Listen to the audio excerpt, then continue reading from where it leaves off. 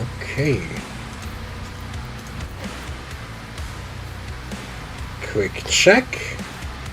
I think it is recording. Yes. Yeah, I see it. Nice.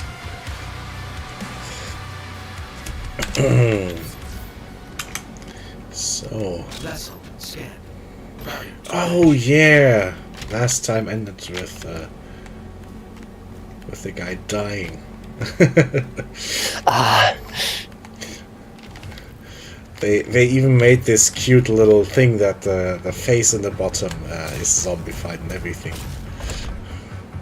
Oh, nice. Although I kind of assume this will be the kind of getting out of hell type story, you know. That will probably not hold very long. Here's Yes, it's gonna be a gimmick, I guess. Absolutely. Cause blah blah blah. Cause some blah. Yeah, let's cause some more blah. I think it worked kind of like this. Stick the shield in them. Oh. Yes. There we go. No, it didn't do it. Oh, oof. Whoops. Oh. That was not the map button. I could pin these things somehow, couldn't I? Blah blah blah blah blah. There. Let's go for this one. Vessel scan. Routing to bridge. Okay. Do you have any plans for which game to play after this one? Oh, there's so much stuff. I think I want to go for Dark Souls 3 again. Yeah. That reminds me, I talked with Blue a little bit about playing, like, strategy games, and I said, well, it's probably really boring to watch, but he said he would be interested. Oh, yeah. Yeah, I'd like to see some of those. I mean, I have a few options there, too. I've been playing StarCraft 2 on the highest difficulty and never finished it. I might just give that a go from the start. Yeah. And there's also quite a few things where I think it would be less playing them all the way through and more like showing them off. There's a few cute things like... did you, for example, know that there was a game that's effectively Age of Empires but Star Wars? I don't think I knew about that one. I've known a few like Star Wars strategy games that are quite old. Yeah, now. This one's maybe from the early 2000s, I guess. It's when I first played it, I literally thought it was a fan mod for Age of Empires 2. Oh right. And no, this was sold in stores.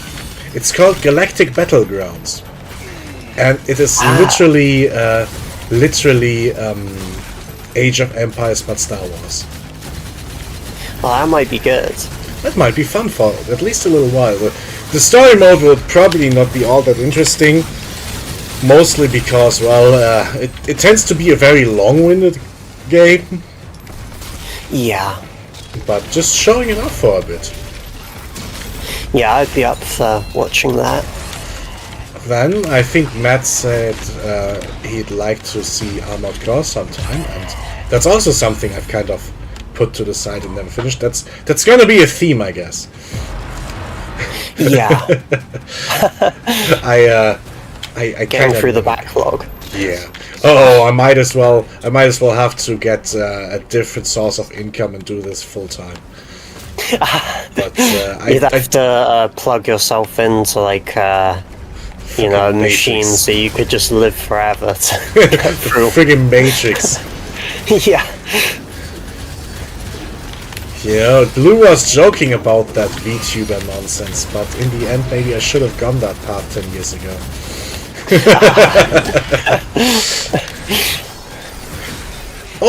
That reminds me, another thing we could do for Saturdays, like complete 180 shift, a bit of a pen and paper game.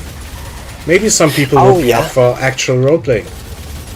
That should hopefully be good if we can get like the usual people who show up at least. Oh, then what do we do have with a Wordy de- then? Well, we That's a can good play by point. text. I guess you can play by Yeah, text. That kind of yeah. thing. Word Wizard and Doom Green might have a harder time. Honestly, I don't worry about Doom Green here, because I feel he would play Murder Hobo anyway. He just doesn't talk like that. Yeah, Like the first question he asks is which class is the most similar to Doom Guy. that's true. I guess I can't imagine him role playing anything. Yeah, I don't think he's gonna be a theater kid anytime soon. No, I think he would just he would just be like kill everything all the time. Which means Yeah, that maybe wouldn't work out for an actual campaign. I would love to involve him, but I have no idea how. Yeah, To bridge. I'm not sure how much interest he might even have. Yeah, to be fair, there's a good chance he'll just say, I don't care. Yeah, and I don't really want to like force him. Although the consequence of that would be, since he's the only American around, we could be a little more liberal with our time planning. Yeah, and because our shifts are changing, because we still work the Saturday, like our 8 o'clock, so your 9 o'clock would be like the deadline for us. Like we can't really go past that, but we could start a bit earlier.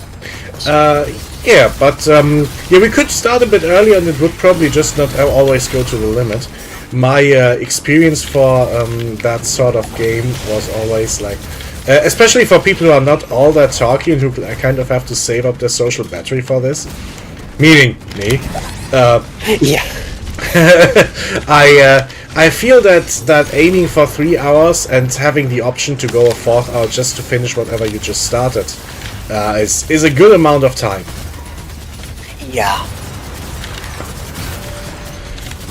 Yeah, it should hopefully be good.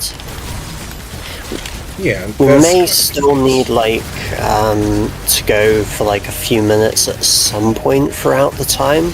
I might be able to work something out like some other for other days. That's actually pretty fine.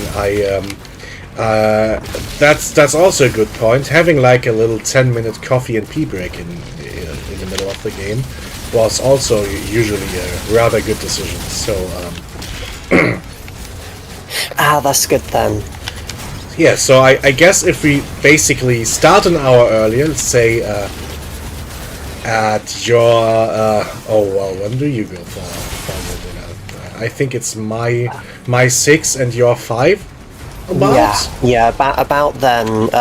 I can like arrange for it to be different sometimes. So I don't think that will be a problem. So assuming Jeans won't be in, and I'm really not trying to get rid of him here. I just kind of think he won't be interested. But if we moved it 1 hour earlier, your natural dinner time would be right in the middle. yeah, that should be good. Because I know how it is to have these things. It's a bit annoying to have to rearrange your day around these kinds of things, especially if you're involving the family. And could you please do this? And if we don't have to, that's a lot better. I'd feel kind of bad about forcing it. That's okay.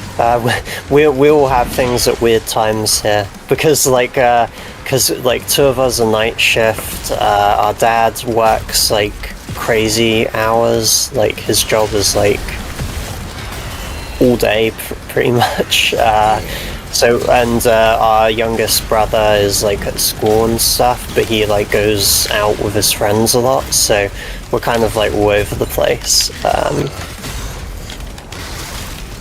So it's not too bad. Oh, I'm pretty sure we'll manage somehow. Yeah. And we'd have to but that's a thing for for when we have everyone here. But we'll have to decide on the game. I have posted the wall of books. That wasn't just to brag. That was to actually give a selection what we have. Yeah. So there's a lot of stuff, and I'd probably be willing to run, well, effectively anything of that. Ah, nice. Yeah, I think we had a few ones that sounded good. I guess we'd have to run it by everyone again. Yeah. Just Yeah, Blue of course pushed for the weirder ones yeah. because, well, it's Blue. But I think there are, even with the mainstream stuff, like even if we do the most milquetoast vanilla thing and just play D&D, I think there's still quite a few interesting like modules and stuff we can play. Yeah. And besides, it's not about the game, to be fair. Their creative decisions are occasionally a bit bleh, but the actual mechanics are pretty damn good, to be honest. Yeah.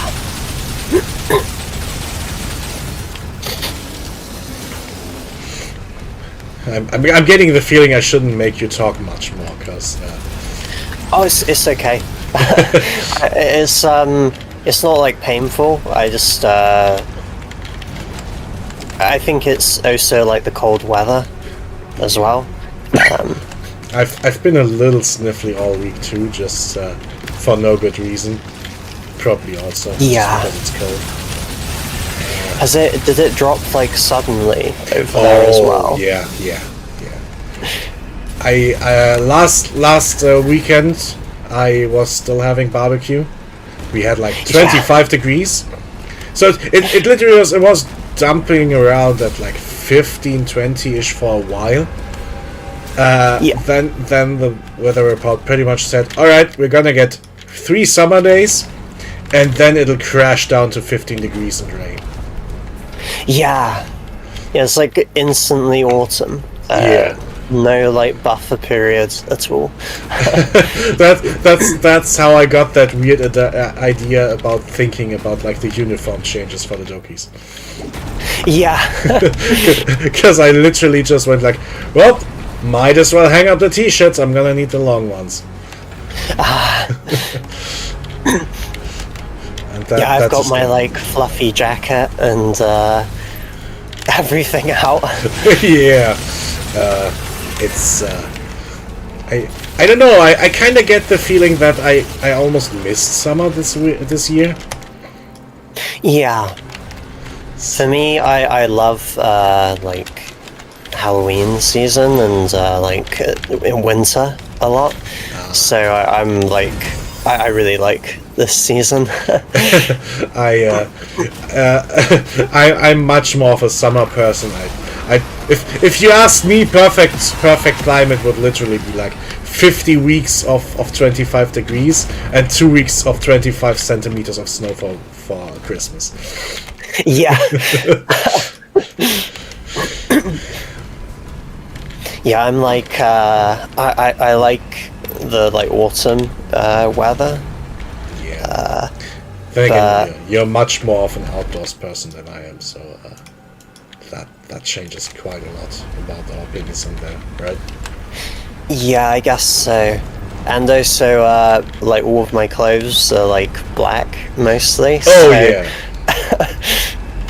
It's like in summer you like just don't go outside.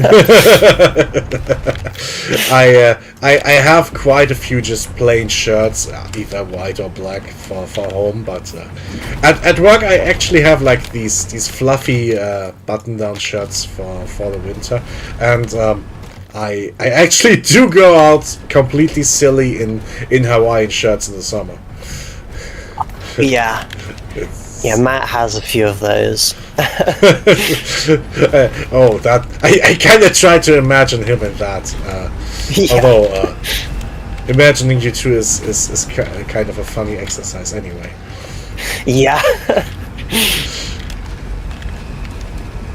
Yeah, he looks like we kind of look like was it like I'm like the evil twin, he's like the not evil one. It kind of looks like that. I'm always wearing like gothic stuff, and Matt will wear like like those kinds of Hawaiian type shirts, like button-up shirts and stuff like that. You must be a hilarious pair. Yeah. I think that's really fun. Yeah, it's amusing. We get a lot of funny comments, like if people see us from work, like outside of work, they thought that I was like a hitman or something. Oof. Yeah, they like one of our he's not like my manager. He used to work with me like as a colleague, and then he went into management.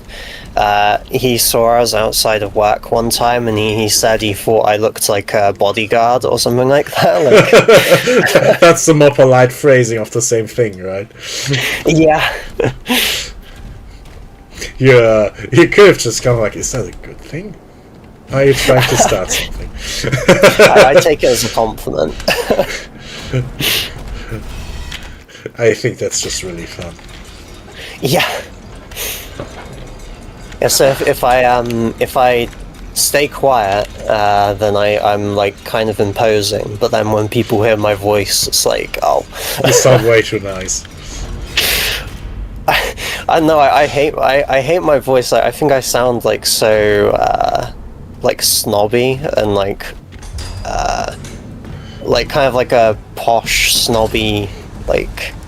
Well, it's. But I don't think you sound you sound like snobby. I think you sound just very polite, like way too nice. oh, thank you.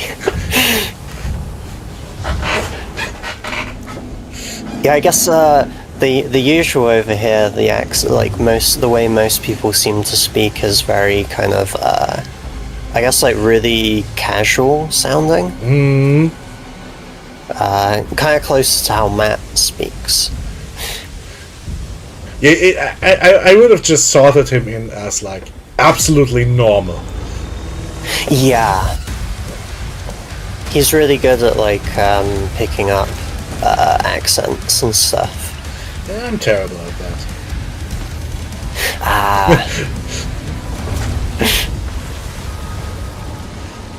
That's maybe not so bad. I think I've said it before, but like German accents are really popular They here, are? at least as far as I know.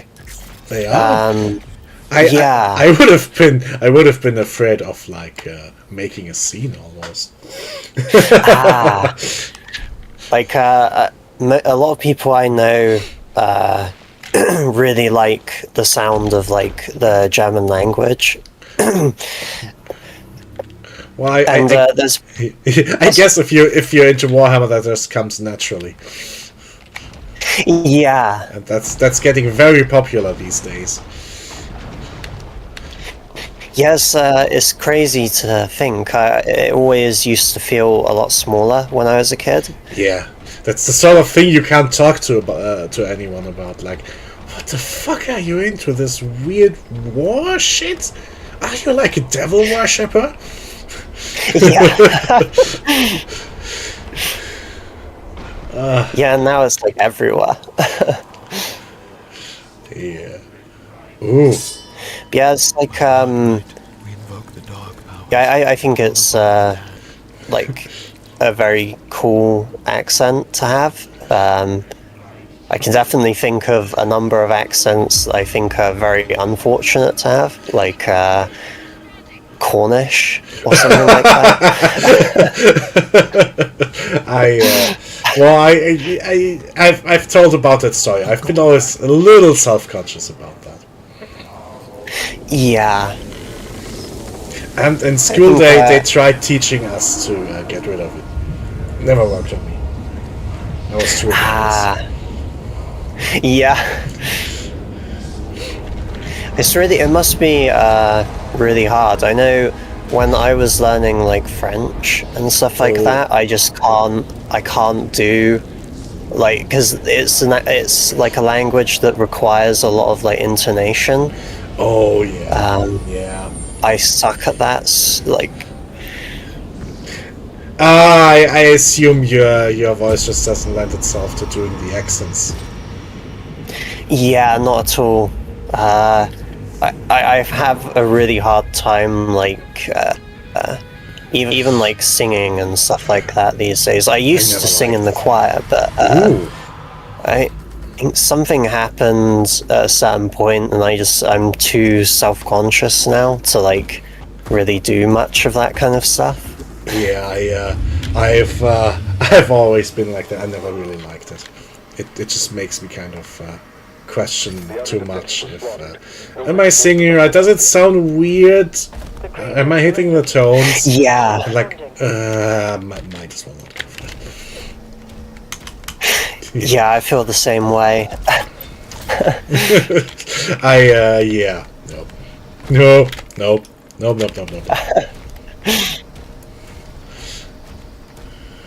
Yeah, I feel like French was probably the worst language to learn for someone who struggles with that kind of thing. Yeah, because it's so sing-songy. Like, Yeah. I guess like Chinese might be worse. Oh yeah, I would not stand a chance. But the worst thing about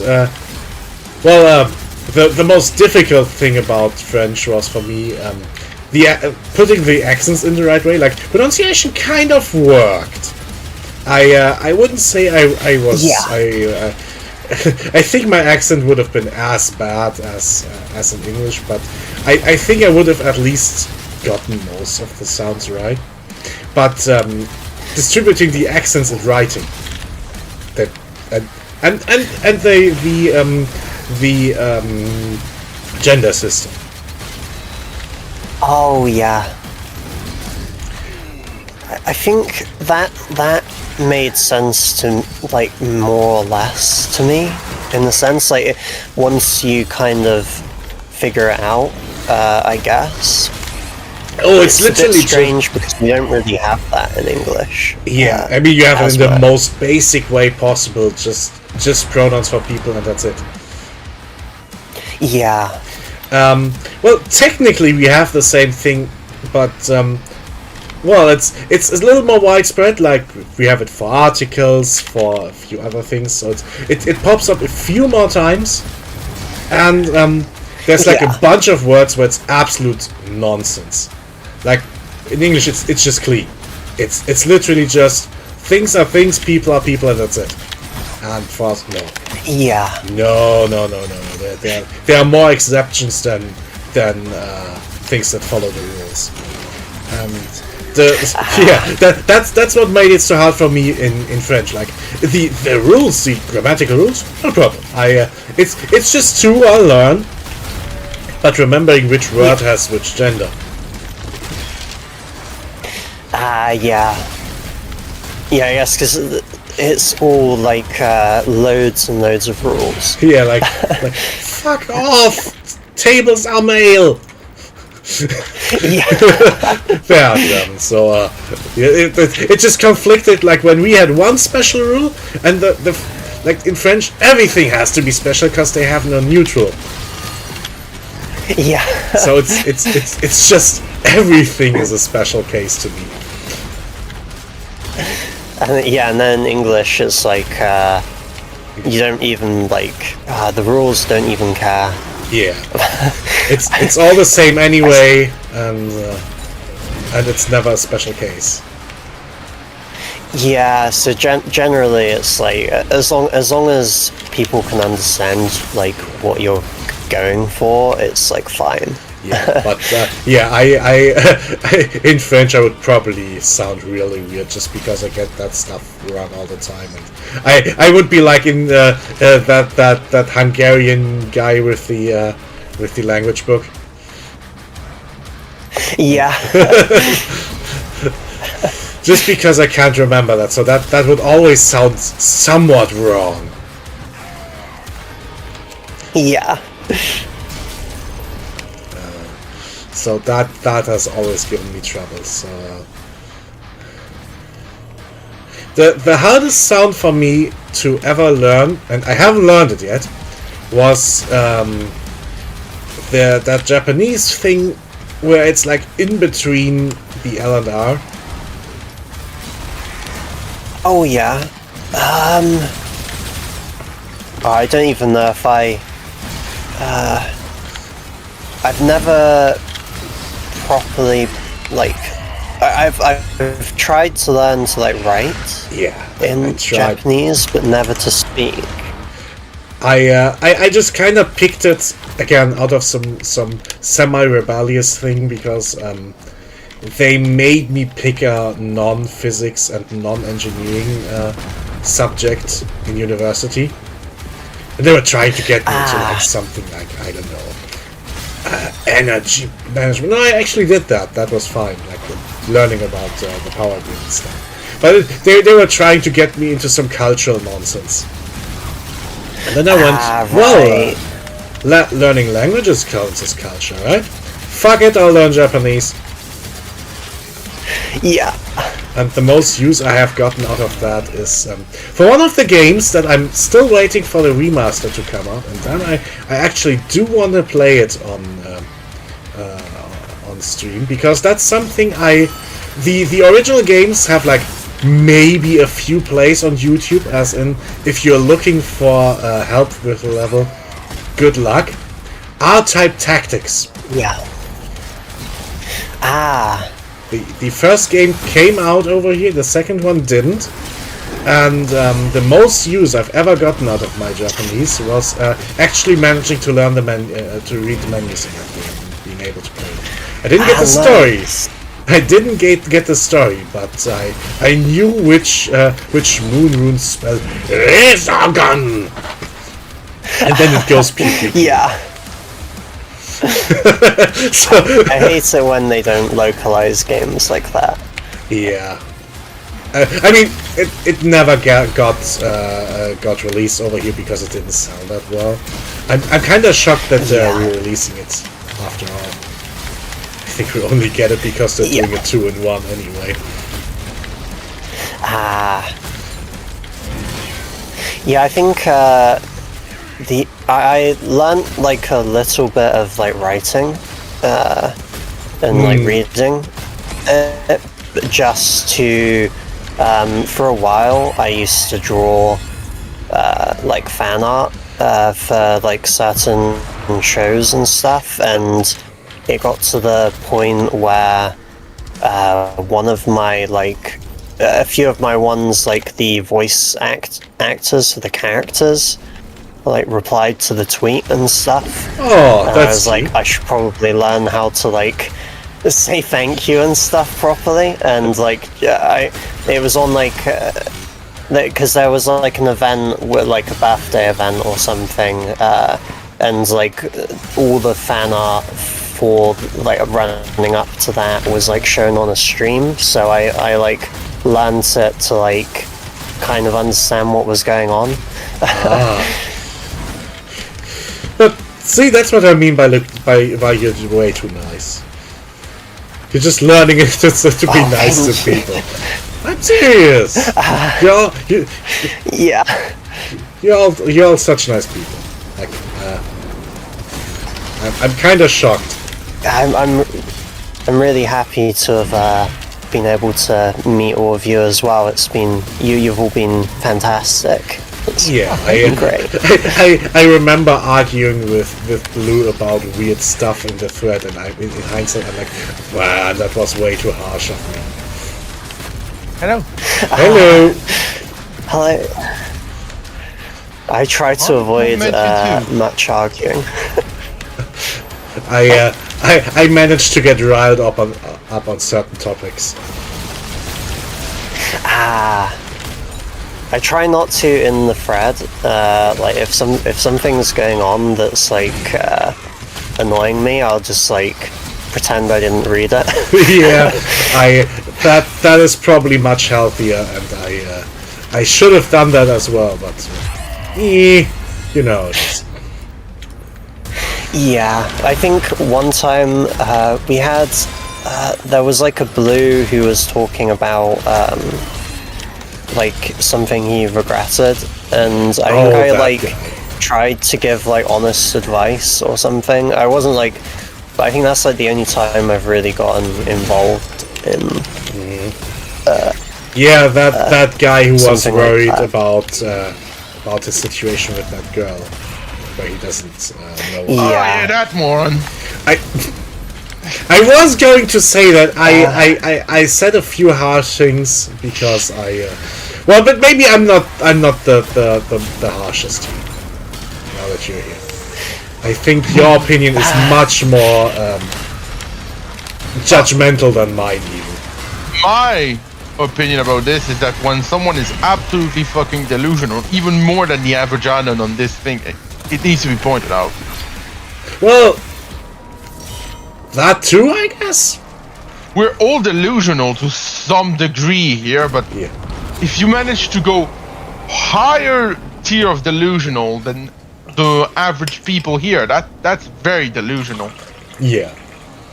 I think he was in like a somewhat understandable situation. Like, you know, if you have feelings like that, it can blind you to Yeah. like. Oh, we're not talking about the same guy. Oh, No. That it was. Aren't we? There was this I guy who don't know. who was the worried guy that with his girlfriend that couldn't get over her. and well that Yeah. that friend said he did horrible things and he doesn't remember any of it. Yeah, I was trying to say to shock him out of it. Like, no, you didn't do something wrong here. She just took it wrong for some reason, and now you have to suffer for it. At one point, just get over it. She doesn't want anything good. She's manipulating you. Fuck her. Well, in a way, I think I agreed with you. Like, I think they're bullshitting with him, and he's just taking it because, well, you know why. But I didn't want to go too specific on that. I think it's hard when you have been close to someone for a while to just like instantly let it go. Yeah. Like I had a similar situation when I was in school, when we got like kind of when we kind of got excommunicated for not being like zealous enough. Oh. I was like completely cut off from someone who I was quite close to. And that was not an easy thing to go from being like very close to someone to just being like, oh, they're not like, their family is like saying they can't talk to me anymore. Yeah, that's like, that is pretty much a horrible thing. yeah, so I can understand how he'd feel, because like that, you don't just like get, like most people I don't think could just get over that. He said he'd been talking to them for a while, so Yeah. You can't just flip a switch and go like that. I think my observation was more on the thing that I from hearing his story, I felt he was getting abused and you know, yeah, allowing it to I happen. think I agree. I think he allowed it to happen because, well, you can't just flip the switch. Yeah, it's unfortunate. Yeah.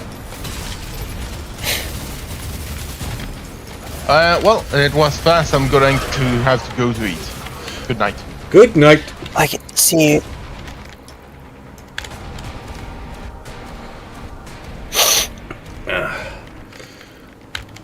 Well, that was surprisingly not lighthearted.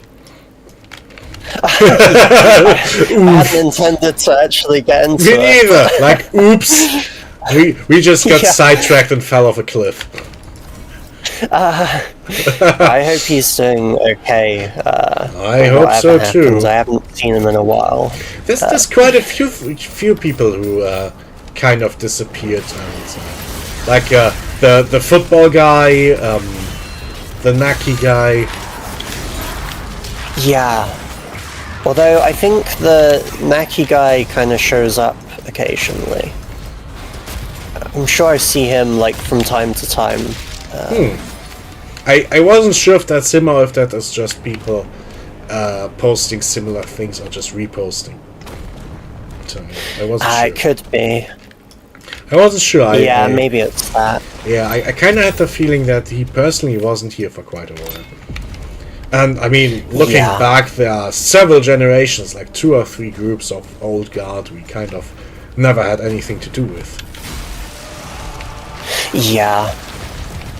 Yeah, I regret not being, like, more around in the early days. I was, at that point, I think when Doki Doki first came out for a while, I just wasn't really doing much on the internet. Yeah. I just browsed. Same, I was lurking quite a lot, but never really posting. Like in general. Yeah. Yeah, like, I think I was the same. I did, like, art for, like, the Pokemon board a few times, and that was, like, it. That was back when I was, like, completely new to digital art and, like, learning it, and my stuff was, like, so crap. I've this like tiny little tablet. Sorry. I've only seen a few pieces. Like I think what you had sent in for the Izakaya game. Oh yeah, the Toho stuff. Yeah, I think that was quite good. Thank you. Well, it was. Thanks. Yeah. Yeah, it's hard to. It's really hard to take compliments. I get like, it's like you get like the blush. Yeah. I don't know how to I can't handle it either. It's kind of. Yeah. The wah is real. Yeah.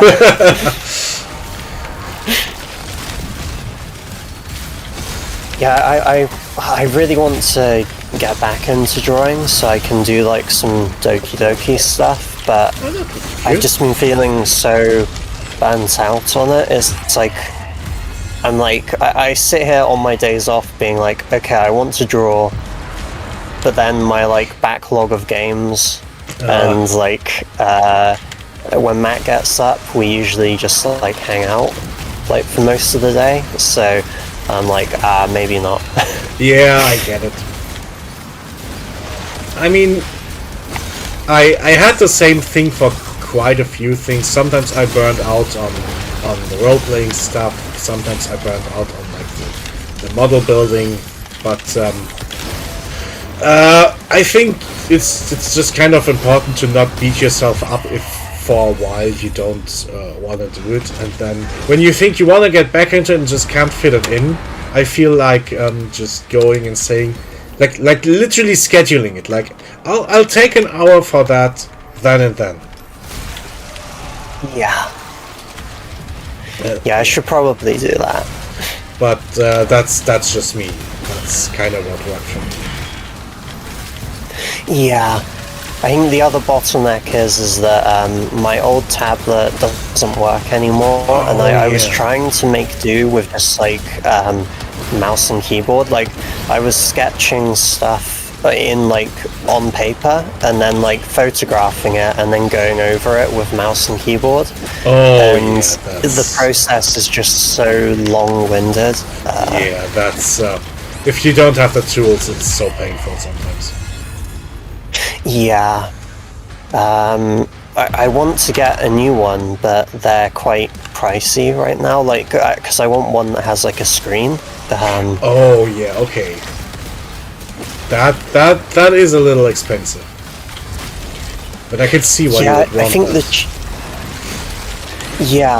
I think, like, the cheapest one that I've seen that is meant to actually be, like, worth the money is still, like, just under like £300, so that's like, I want to say that in euros that would probably be like 400-ish. Is that like 300? Yeah, maybe close to 400 or like 350 or something. Yeah, that's within reach, but not something you just buy on a whim. Yeah, I feel like I really have to like have it in my head that I'm definitely gonna be like doing stuff with it. Yeah, that would be a shame if you bought it and it just started gathering dust. Yeah, I think it'd just make me feel even worse, and then it'd be even harder to like get Oh back. yeah, that kind of thing kills hobbies, Yeah. and that would be a shame.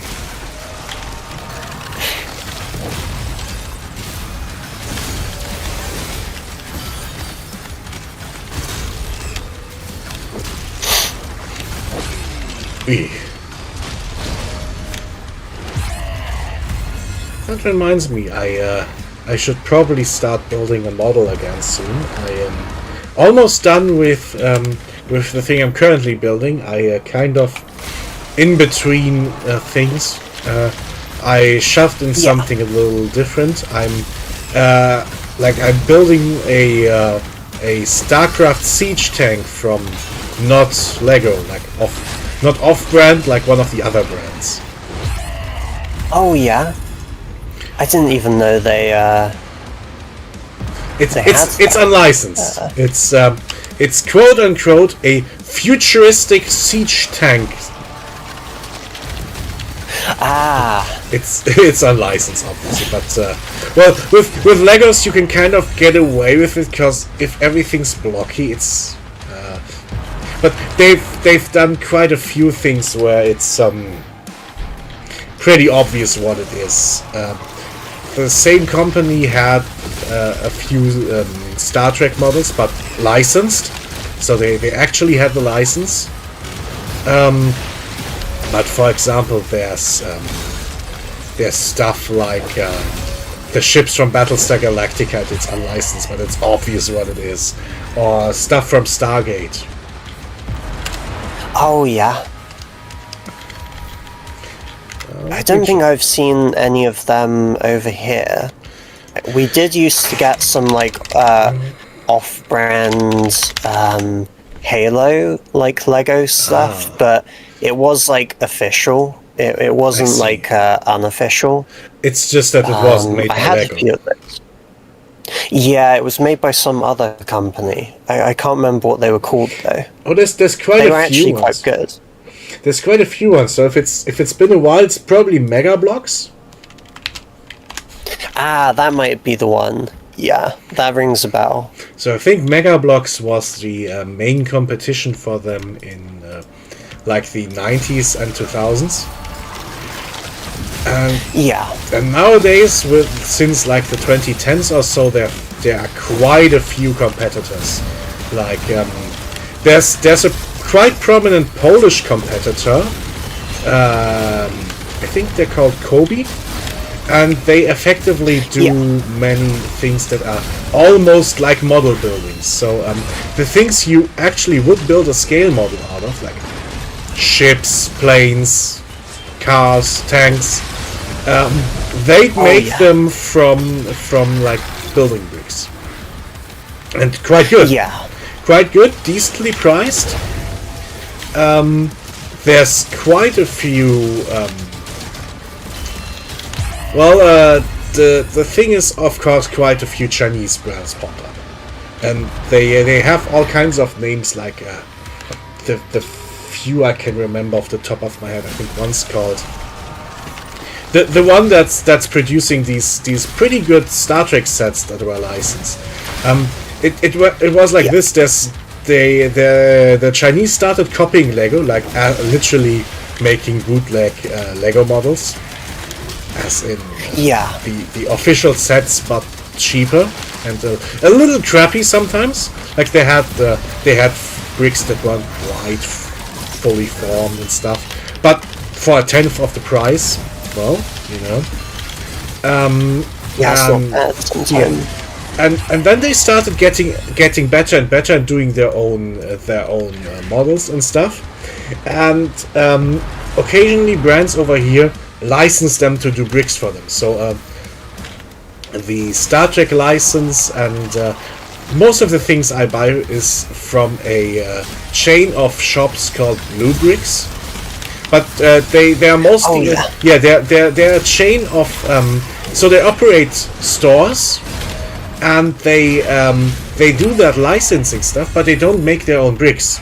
So they have a few model designers, and then they commission the Chinese brands to make the bricks for them. Okay.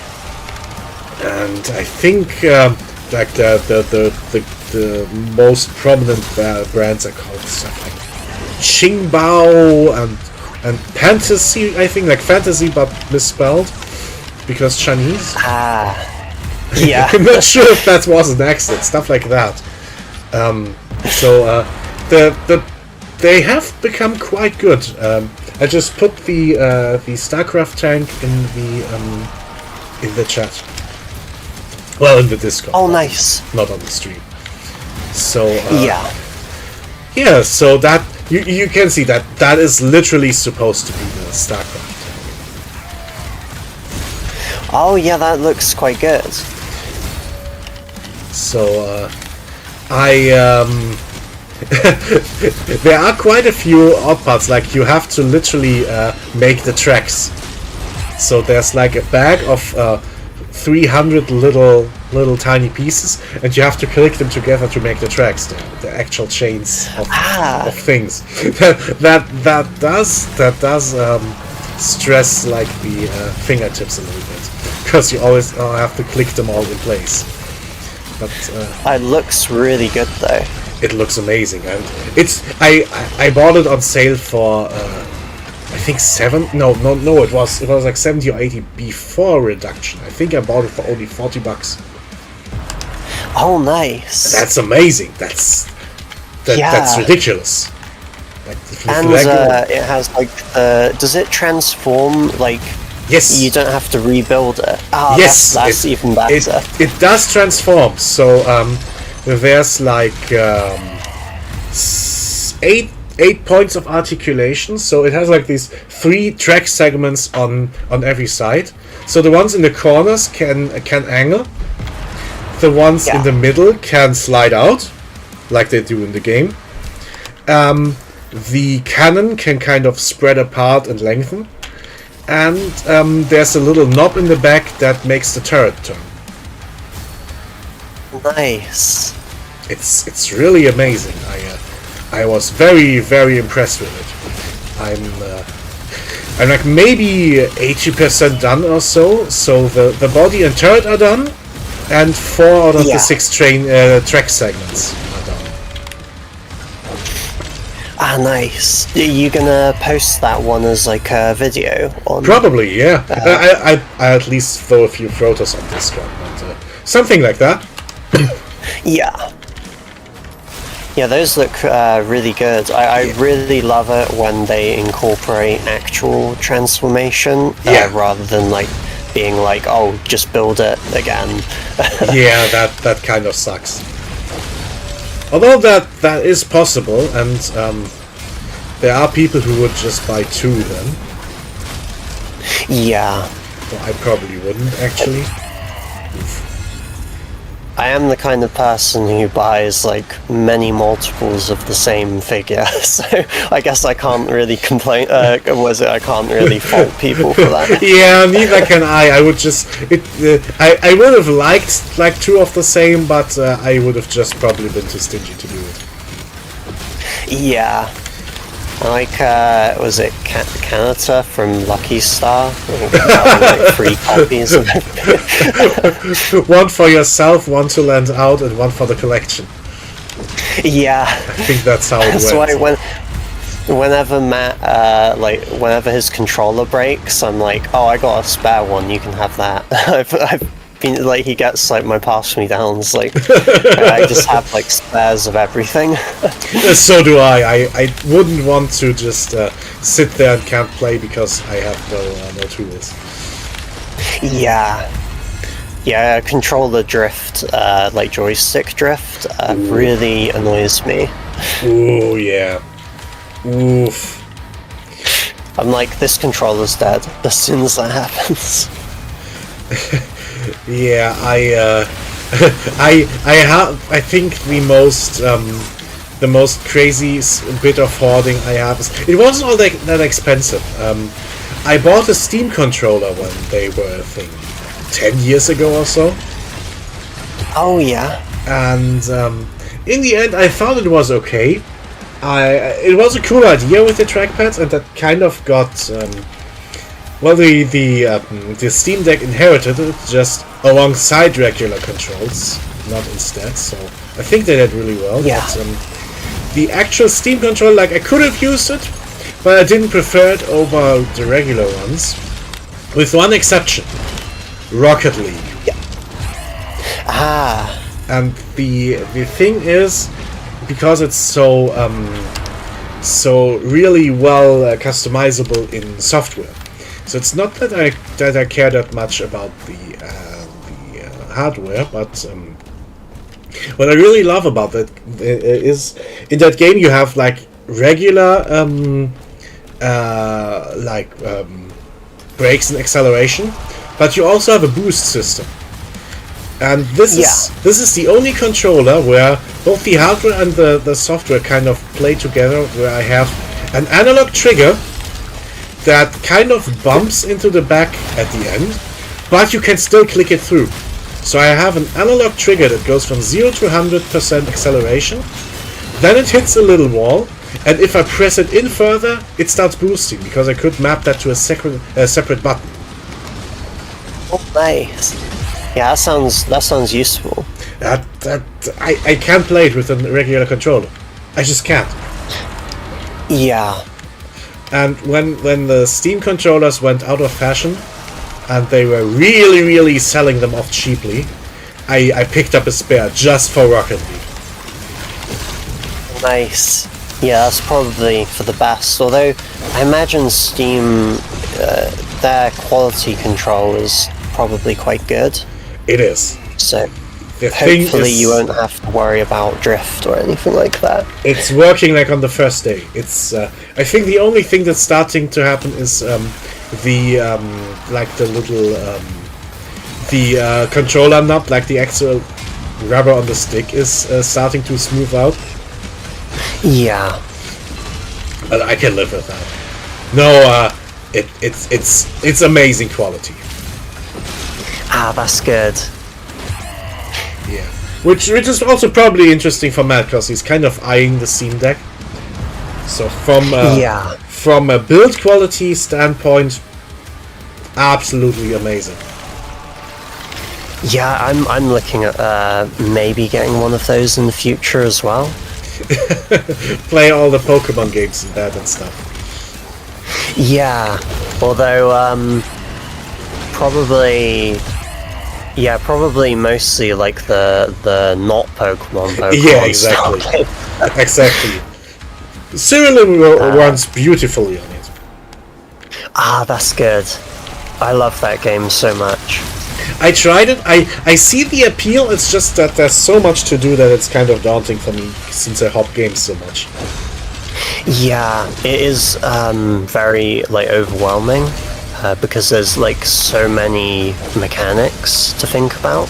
Yeah, like a bunch of different equipment systems, and I think the main mechanic is each monster having a passive, and you're trying to build a team where the passives kind of work together. Yeah, and it gets more complicated because your equipment, once it gets to a certain level, you can socket like other abilities and spell gems into the equipment as well. God. So you can have like free traits. And then there's like there's other like there's special equipment that's like separate. It gets like more and more complicated the further you go.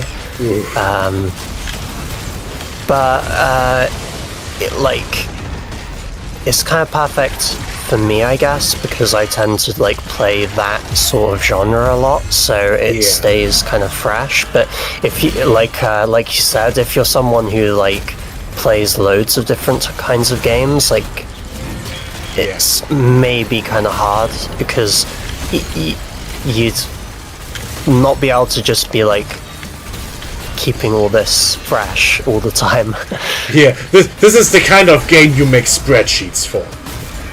Yeah, I think like most people, there's like a website for that someone made where you can like it's like a team building website, so it's like a big spreadsheet that you can like slot in your monsters and like do tests and stuff. It's like it's very much like numbers and like spreadsheets, the game basically. Well, in principle, I should love that. It's just that I don't unfortunately have that much time to invest in it. But I kind of have to admire it for what it is. It's crazy that I think it's just like one person making the whole game, and they've already like there's more monsters than like every Pokemon put together. Like so much stuff. I don't even know how you'd manage. I have no idea. I think it's like the person's like life project kind of thing, like a Dwarf Fortress type stuff. I mean, I guess that's a good legacy to have. Yeah. Nerds I mean, they want to like hook those guys up to like life support systems so they can just keep working on it forever. Yeah, nerds all over the world will never forget you. I think that's a good thing. Yeah, having someone do this insane passion project is, I don't know, that's something really cool about it. Yeah, I think there's something. I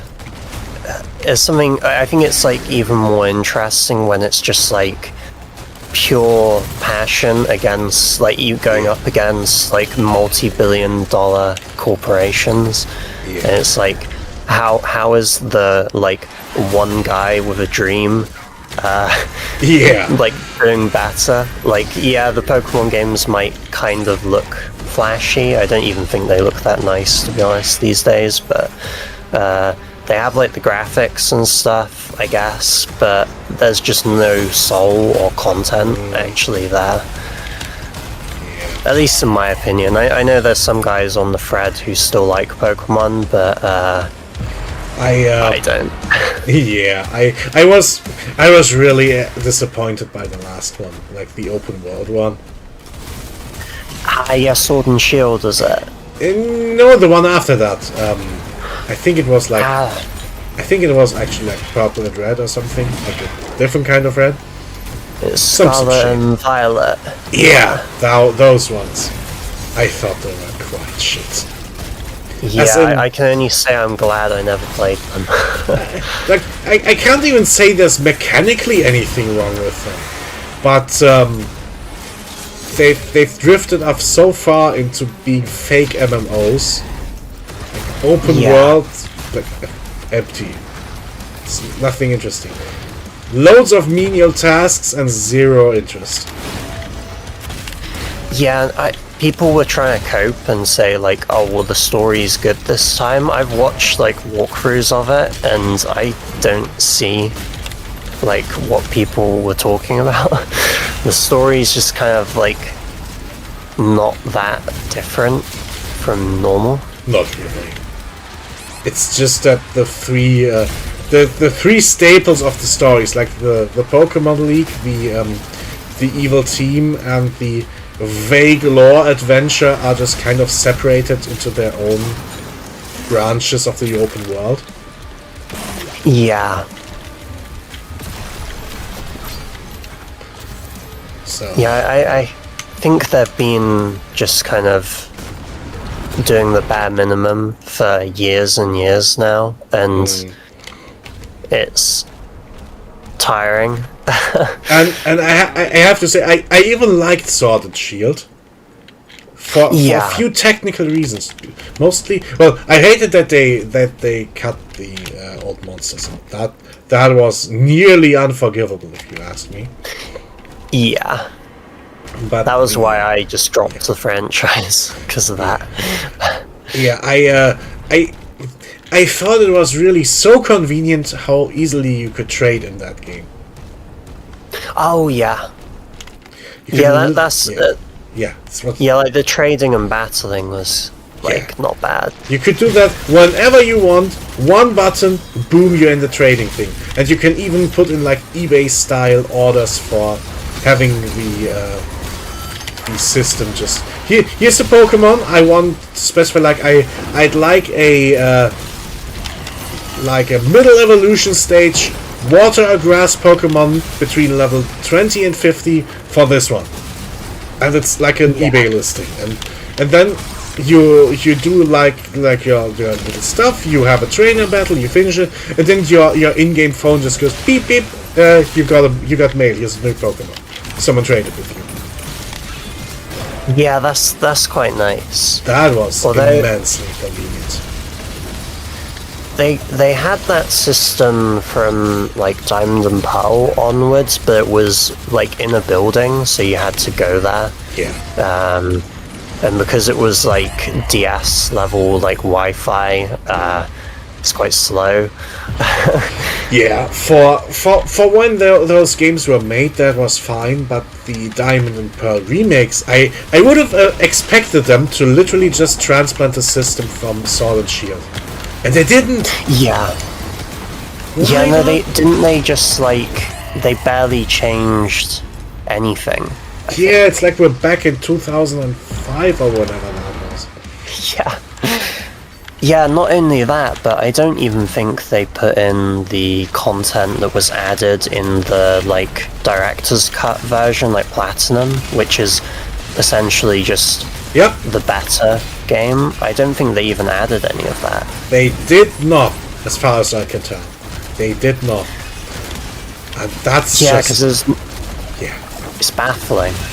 Why would you do that? Like, why remake a game and just leave it half done?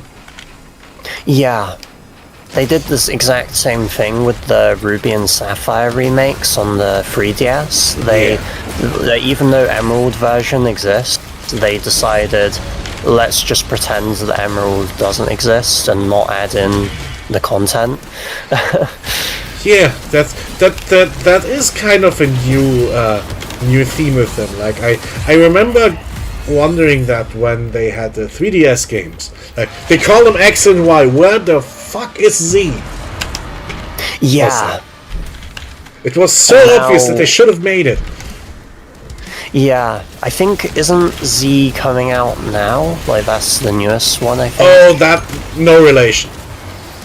Well, Ah. technically, it's set in the capital city of like Pokemon France, whatever that was called. Yeah. It was a bad region, so I don't even remember. I thought it was okay, but they could have done better than okay. Yeah, my main thing is that the idea is cool, like having a region that has like loads of different extreme biome changes, Yeah. but they make the map so small that it's really jarring to go from like Halloween zone to like 15 foot of snow zone. Yeah. To, like, Yeah. This is Super Mario Land 2, guys. yeah, it's like the region just doesn't like fit together. It's like you're traveling between like you're like going through some dimensional bridge whenever you like clear a Yeah. zone. And that was quite jarring. Yeah, it was really just and yeah, it's really just throw this in, throw that in, put it here. There's a little space on the map. Yeah, Slot it in. Yeah, so that was weird, but as far as I know, the new game will basically just be in the in Pokemon Paris. yeah, which is incredibly disappointing, I'd say. It is, but I'll still give it a shot when it goes on sale. Yeah. I think I probably won't be unless they somehow like do something impressive enough. But Unless it happens to be amazing and you hear about it. yeah, I I don't think that'll happen. unlikely. Yeah, at this point the games are just like an afterthought. Like Pokemon, I would say, is just like a card selling and like merch selling like entity. It's the games are just not even considered. Hey, do you want to buy the this Pikachu plush? He's wearing like a monk outfit or something this time. I'm not even exaggerating. I think that might actually be a thing. I'm pretty damn sure it is. Like, you can make this stuff up and it'll exist. Yeah. I've seen so many of those, like Pikachu in a sailor outfit, Pikachu in like wrestler outfit, like. Oh yeah, the Luchador Pikachu. That I think was a bit ridiculous, actually. I kind of liked it because of how stupid it was, but they added them into the games and like gave them like something kind of unique for each of the different like costume Pikachu, and then I don't think it's ever really been included ever again. I see. I've seen the most insane thing on YouTube ads yesterday. Oh yeah? Online booster pack trading. Like, completely online. There's this... There was an ad, I think I saw a video about some dude talking about how you could repair the type chart or something. And it was something like... that was a sponsor thing. And it was about online card opening and rating. Like, as far as I understand, people buy like the booster packs, and if they get good cards, like they get them encased in these little plastic thingies, and have them like graded like valuable coins and stuff. And, and it was basically this combined with like CS:GO skins. Oh no. Yeah. So it basically was that you can buy online booster packs on this website, and it plays a little animation of like what were the damn things called? Not Dropbox. You know. Oh, like a loot box. Yeah, like loot boxes. Yeah. And it played this little animation, and then you'd get the license to a card that they have in their main store, and they had it already opened, they had it already graded if it's something amazing. It's just that they have open booster packs in their store, and they sell them to you like they're still closed. You don't know what you're getting. That sounds scummy as well. Yes. And they're making you get like 3 or 4 options. Like, you can have it sent to you. Okay, I guess. You can put it in their local copy of eBay. Yeah. You can just keep it as a license, because why have a card when they can have the card and you're just kind of paying for it? Or you can insta sell it for whatever they offer you, like market value minus a few percent. That sounds awful. Every single option there is like... I was baffled. Like, what the fuck are you doing, people? Does anybody buy this? I hope not. They were advertising it. They were advertising it, and the guy was doing the usual ultra scummy sponsored segment thing where he was like, "I'm opening a pack right now. Oh my god, I got like foil Mewtwo $3,000, grade 15. You can do it too. I can't believe that people would actually still fall for that kind of stuff. Well, but apparently they do. Apparently they do. And why? Yeah. How could I you? say, living in the UK, I don't need any more license requirements. Oof. I don't need to have licenses in place of Pokemon cards. Like, no thanks. Yeah, you can buy the license to a card. Like fucking these ugly crazy monkeys or whatever they were called. Are my cards gonna get taken away because I don't have a license? I hope not, but I sat there dumbfounded. Like, this is a thing? This? Yeah. What are you doing, people? Wake up! Honestly, if people are actually buying into that, that's like a good scam, I guess. I have to look in my YouTube history now. I need to find this. Yeah. Like, that is the... No!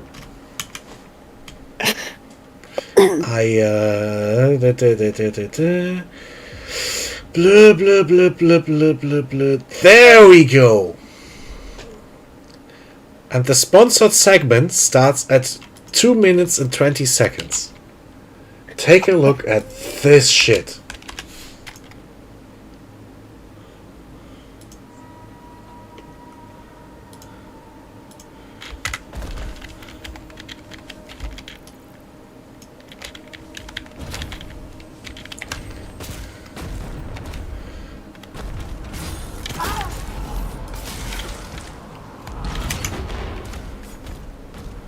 About 2 minutes. 2 minutes 20.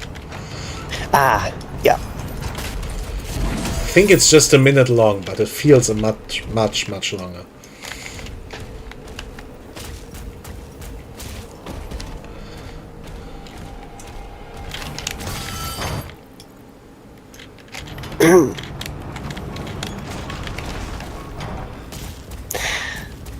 It looks...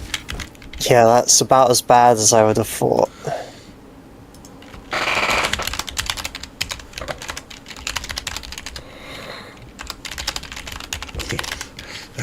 That's horrible, isn't it?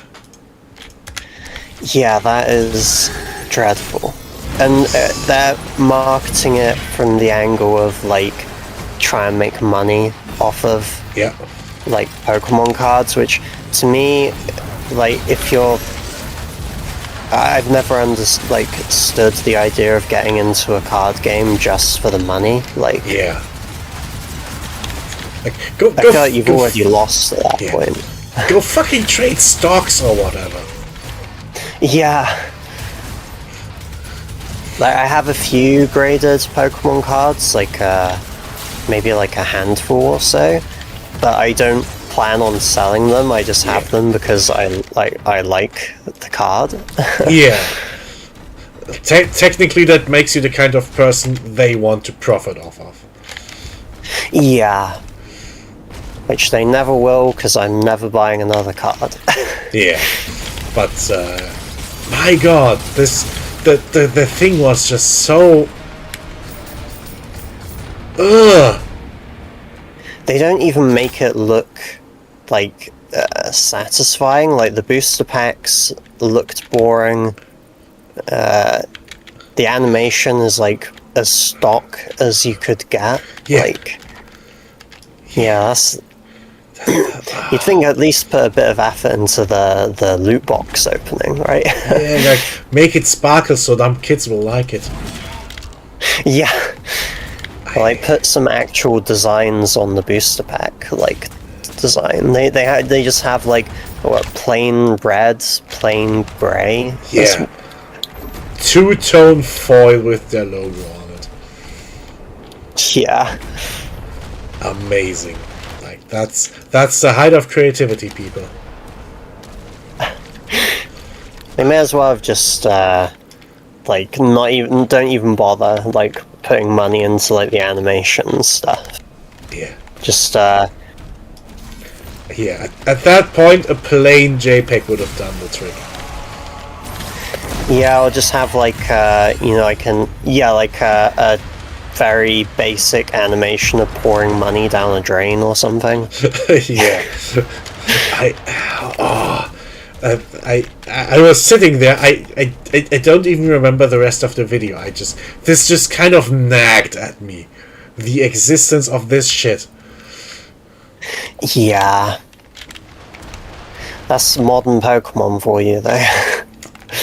It's all like this soulless, like, yeah. Yeah, that makes me think of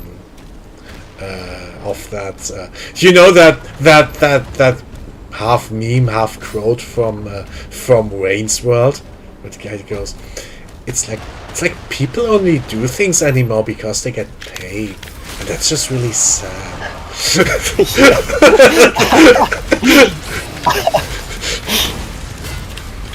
Yeah. I miss when it was like a hobby. Yeah. Not like a get rich kind of scheme. Yeah.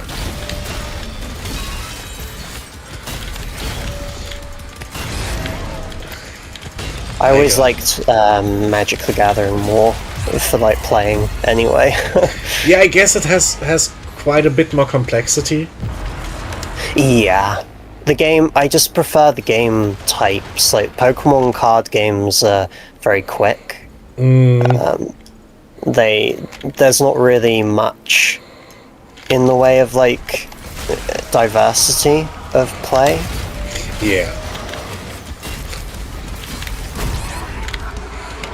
Whereas like Magic, you can do quite a lot. I don't play like new Magic. I haven't bought any cards in like since I was in uni, so that was a long time ago. Yeah.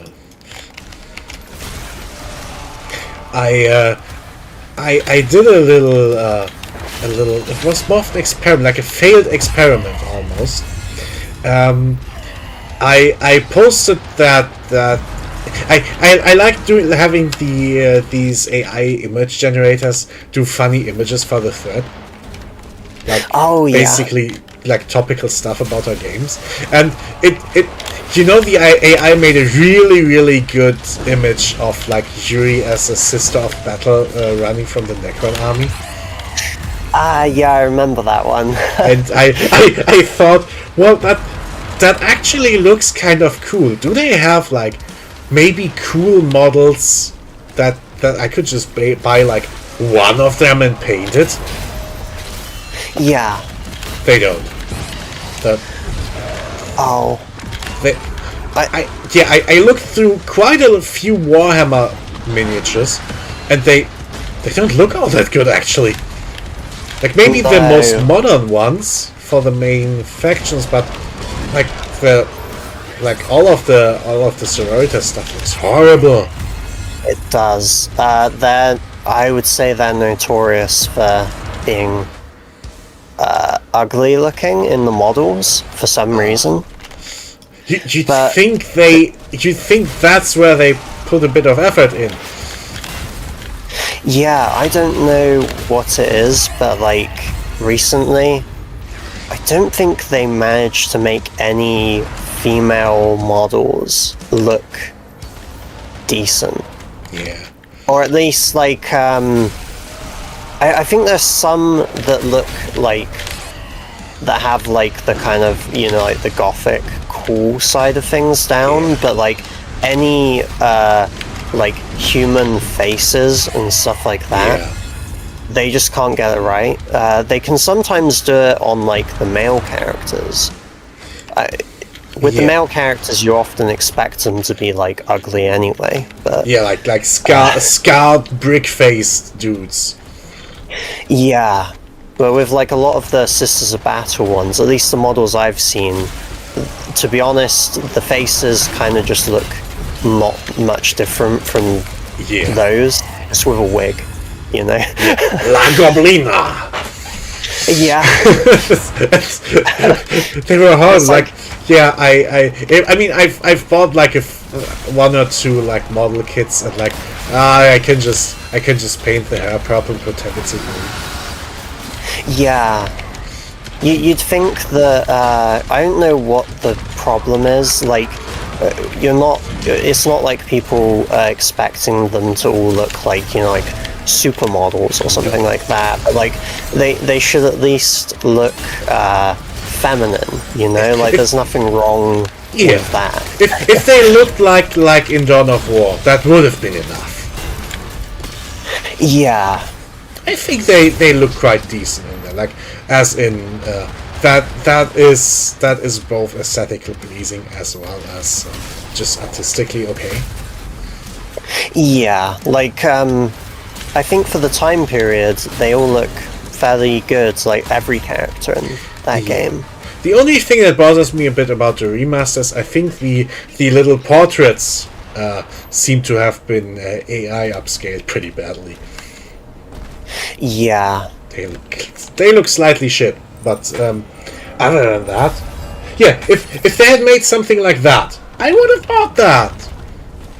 Yeah. So this is like these guys. That's like an official figure, but it's like not like a model kit or anything. Yeah. That.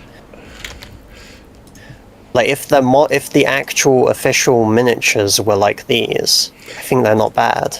Yeah, I would have bought a set just to make a purple one. Yeah. And I've seen these are not bad. Yeah, like that local pal I play like Hunt and Rocket League with. He likes buying the figures just to paint them. Like he has. Oh yeah. He has a bunch of Necrons. He has a bunch of Smurfs. He has a bunch of Tyranids, and they look pretty good actually. Yeah, those factions are quite good, especially Necrons. I think the Necrons look great. Yeah. And the guy got pretty good at doing metallic stuff, so I was suitably impressed. My painting's worse. Then again, I do like the model building and stuff. I convinced him to buy like one Gundam once, and he gave it an honest shot. He said building's not for him. Fair enough. He just likes the painting, but he said the actual build quality, as in how well the pieces fit, what they're made of and stuff, day and night. Oh yeah, it's way better. And you get more, like so much more out of it. Yeah, like the cheapo 1/44th scale Gundams, like you can get them for $15-20. The regular ones. Yeah. And you get which is not bad at all. You get literally action figure quality stuff out of it. Yeah, I'd even say, like, even if you aren't the kind of person who would paint them, like the ones that we've got, they're even better than, like... Yeah, so Matt likes Gundam stuff, but I'm the one who builds them. That's amazing. Yeah, so he buys them, I build them. We have a few high grades, and we have like 2 standard. Is it like the full mechanics or whatever they're called? The big ones that aren't master grade.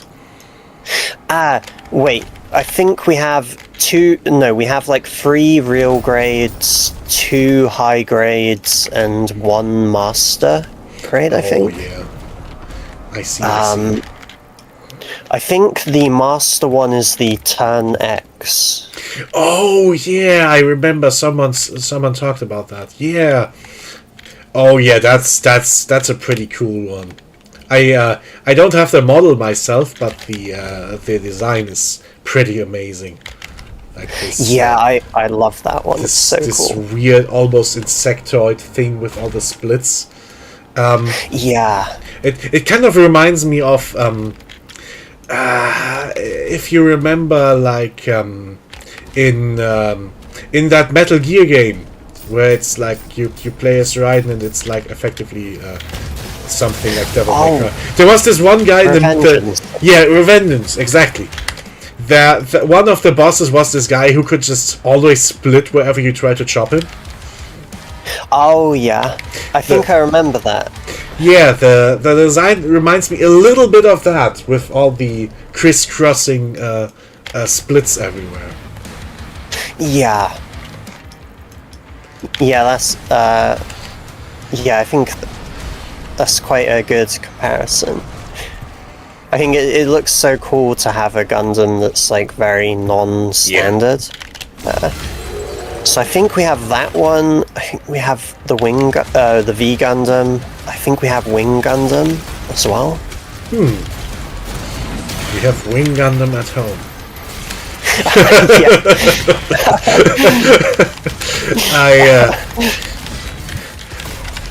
Well, the Wing Gundam itself looks quite a lot like a regular mainline one, like a. It's like a deluxe version. Pretty much.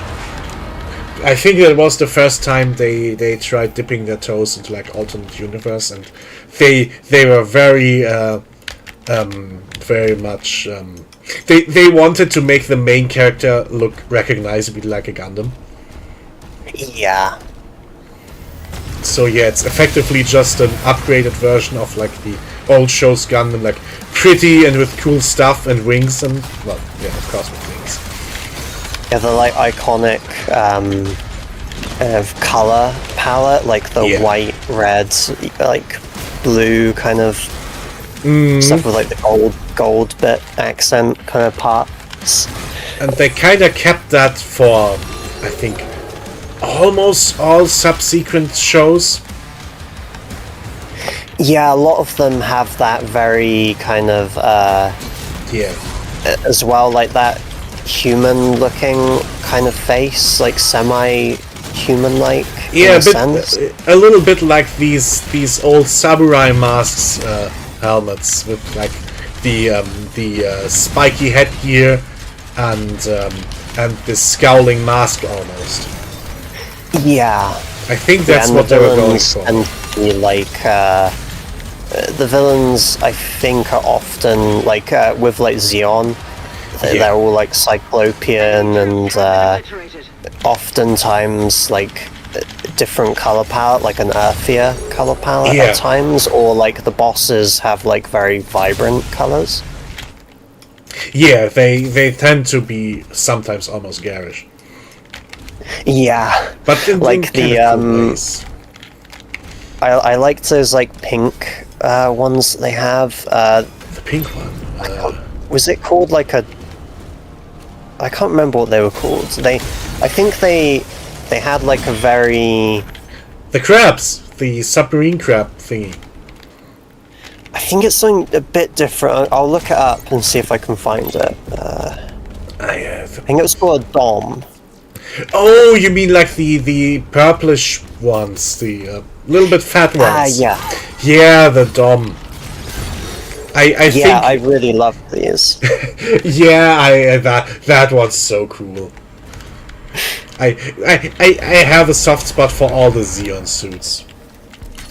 Yeah, they're in my opinion they're like kind of better than the like was it like the Federation Gundams? Yeah. The other ones basically are just a dude in a suit but scaled up to a robot scale. Yeah. Yeah, the Zeon ones look very much like a giant, like, robot, kind of like clunky in a sense. They're still a lot more sleek than like some other franchises, but they have more of like these rounded shapes do them a lot of favors. Yeah. They look very kind of over the top, but in like a really good kind of way. I have so much fun with these. I don't know how many Zaku's alone I have. Oh yeah. The Zaku is such a good one as well. Yeah, there's so many good variations of them. Like I guess that kind of appeals to like the kind of dude who like knows what the differences between like tank models are. Yeah. Yeah, 'Cause- like also Yeah. Didn't want to interrupt you. oh, that's okay. I didn't think I had anything of substance to say anyway. It kind of reminds me like I wasn't even aware about like the minute differences in like all kinds of like World War tanks, like especially the German tanks have like intense things like Model A, Model B, Model C, and they have like a little bit of different track skirts, or a little bit of different cannon and stuff, and they kind of copied that for the Zaku's, like also sticking letters on the end and having them have like a different face mask or different equipment and stuff. Yeah. They kind of reused that, and there's so much you can do with the Zaku's. Yeah. I like that they'd occasionally have like a signature one for like a character like Char's Zaku. Yeah. I don't know if they did that much more after that, but just having like that instance, it adds a lot to like the world building, I guess. Oh, they have for quite a few characters like special things. Funnily enough, there's a Miku Zaku. Oh, right. It's literally Hatsune Miku colored. They have a few silly ones like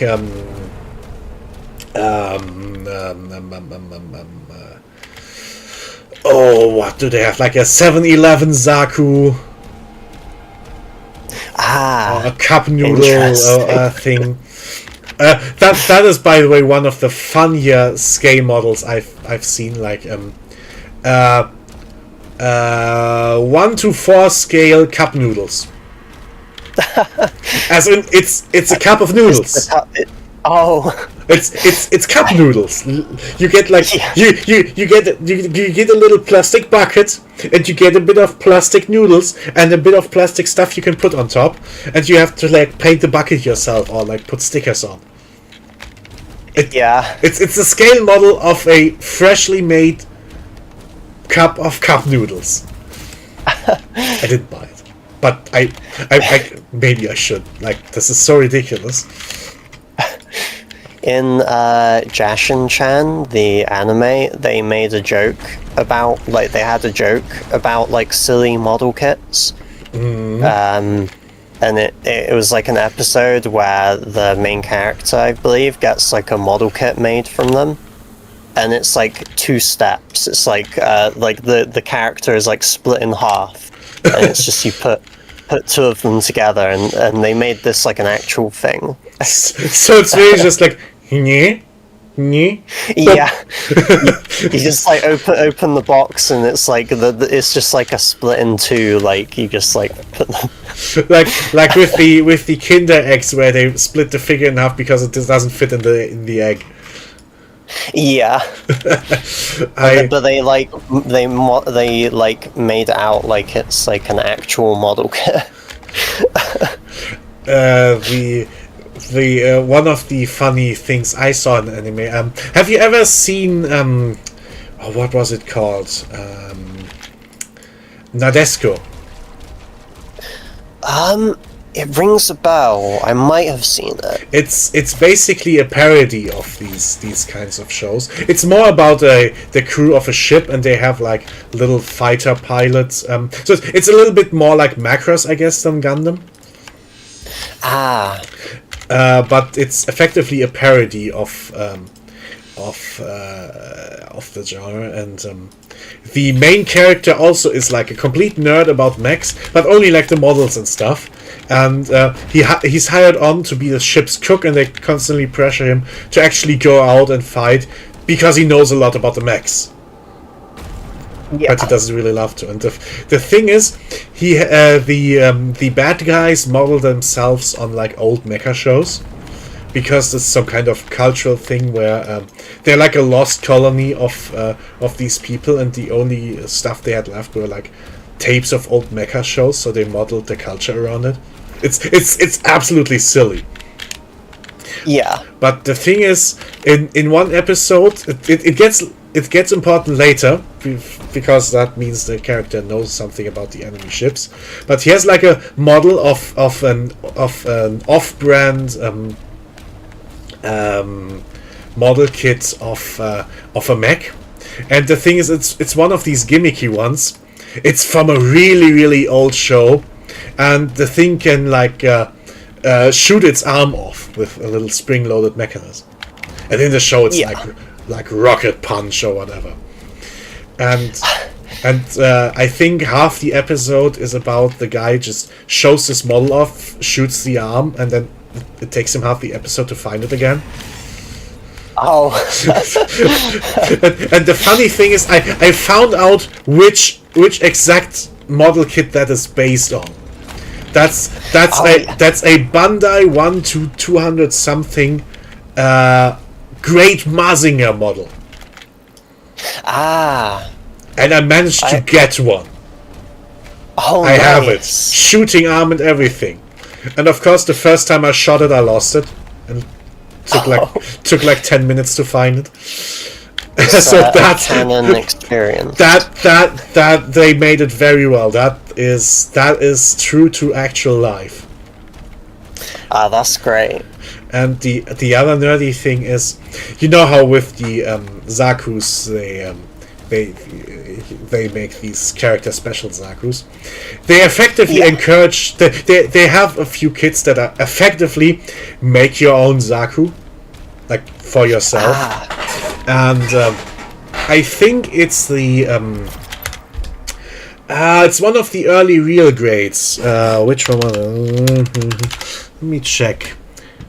I think it's both for the Zaku F and S types. So basically, do you want like the little horn for the commander or not? The commanders of squads have like these little antennas on their head. Yeah. That's effectively the only difference. And this real grade comes effectively with stickers for like there's every letter in the alphabet and every number in a few repetitions. And there's kind of different parts of logos. So you're unofficially encouraged to like make your own in Universe Zaku. I have one. That's pretty cool.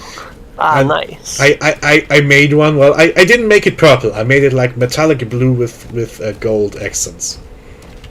Yeah. Like I painted the eye camera gold and stuff. Oh, nice. I mean, blue and gold's a good combination. It's maybe a bit standard, but I think it looked really nicely. Yeah. And then I had the idea. Well, how about since this is quite a blingy thing, I bought like because in the show they get progressively better models. So I bought like the standard Zaku, like the high grade one, and I bought like a reproduction of an old 80s kit where it's really just with like 4 points of articulation, and you have to paint it because it's just like 1 or 2 colors of plastic. Yeah. So I thought, well, I made boring variations of the same color scheme. Like the cool one is like metallic blue and gold with like black interior stuff. So like the mechanics, like the tubes and stuff, I painted black. Oh, nice. So the middle quality one I painted in regular blue and some kind of default metallic trim. and the cheap one I painted in matte blue and darker blue, like upgrades of the same color scheme. Yeah. That- That's cool. So you have like a kind of ranking theme. Yeah, Oh, like a late type thing with the bling and everything, and like a default idiot who gets shot in the first episode version of it. yeah. That may have been a little indulgent and autistic, but I loved it. That sounds good. That's the best way of enjoying these kinds of things, Yeah. I think. I've been running around this level a few times because I can't find the last part I have to do.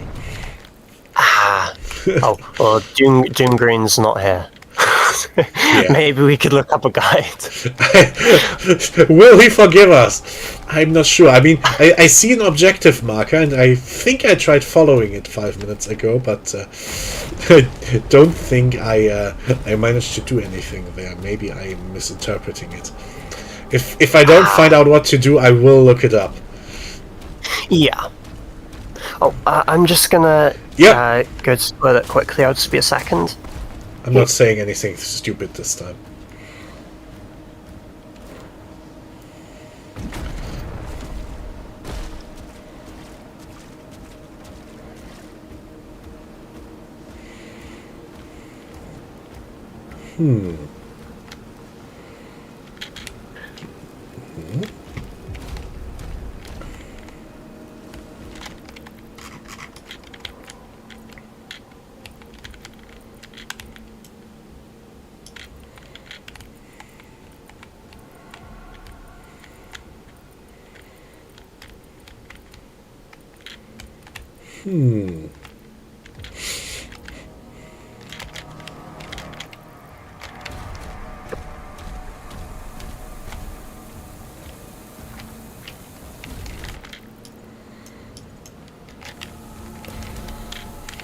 Hello, I'm back. Hello.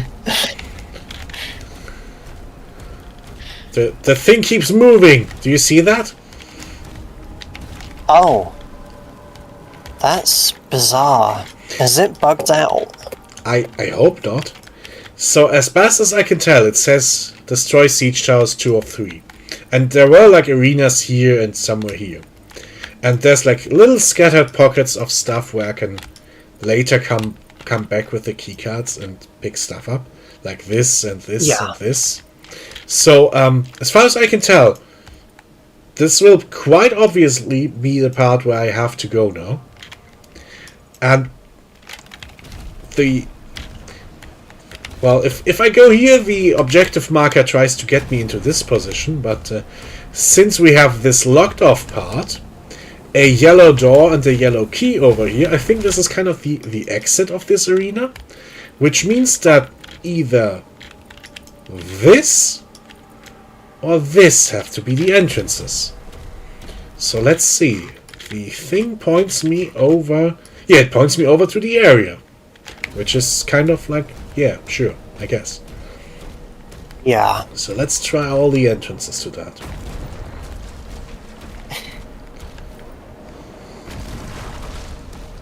Do you reckon when you start Dark Souls 3 again, will it be from like a fresh character? Yeah, I think I'll start over. I think I just got like 1 or 2 bosses in. Yeah. I'll just start over. I forgot almost everything. It should, after playing like all the like Night Rain stuff, hopefully it's not too bad. I mean, Night Rain is kind of easy mode, in a way. Yeah. But I guess like you'll be familiar with the controls and everything. Yeah, I'm kind of in the groove. So this has the green shield ram symbol painted on the other side, so that's an exit too. I'm confused as to why you couldn't just break through that. It looks like it's made out of like wood or something. Oh yeah, I can, just from the other side. Because it doesn't Yeah. have the green paint on it. This is like the doggo space, but I already got that.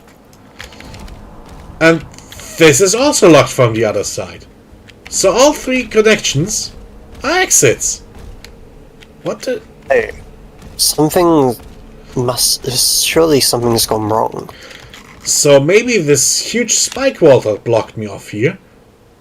Or maybe... Maybe this is supposed to be an exit, an entrance, and these are all exits to different secrets, and there's the spike wall bugged out? Which would explain Yeah. why this target thingy is trying to get me back there. And which kind of explains why I've been running around in circles, because I've been at the right place, and it just didn't open up. Let's give it one more That's shot. really weird. I Let's don't think just- that's the first bug we've had here, though. I I seem to remember this game's soft locked itself a couple of times. Yeah, kind of. Or maybe I'm just really bad at hitting like the story flags. Maybe you'd think they'd make it like hard to miss. So yeah, I feel like I should be able to go through here and go in there and start shooting. And it just doesn't. Yeah. Why would they block it off? It's like an open world game, and they just put like arbitrary I don't know. spikes. I'll just restart the entire game, we'll see. Maybe they were supposed to lock behind me after I go in. Maybe. Definitely seemed like something wasn't right though. Yeah, that was really, really odd just now.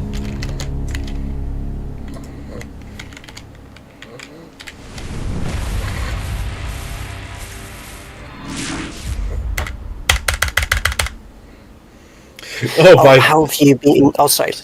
I saw Jean's answered in the thread. I kind of wrote, unfortunately I have to play Doom when I have time. I think he's a little sad. Yeah, he's just like, oh, okay.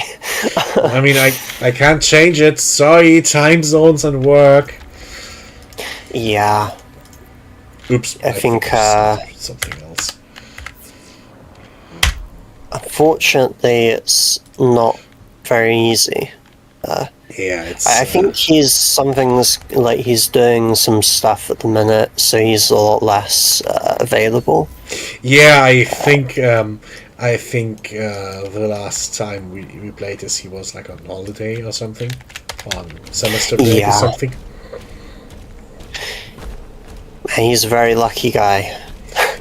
I don't think I've been able to go away for a holiday in years. Oh yeah, I mean, I could have got on holiday, but I chose to instead save the money. Yeah. I was going to go to like a convention in America, like a small one, with some like other artists I talked to online back then, but this was like last year. But the money that it was going to cost was just Yeah. absurd. Like I could have done it, but it would have been like. That would have been a significant. Oh, this is still here. Okay. Yeah, this. Well. Oof. Alright, Google time. Gotta find out what's going on. Yeah.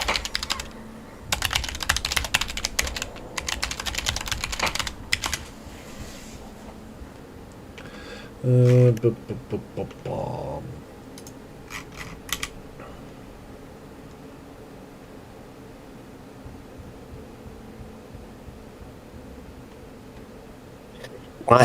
Looking this stuff up, it gives me like AI overview help in Yeah. quotations, and it's like giving me the most like use your shield to block bullets, or it's like the most generic. Like that's Yeah. not help.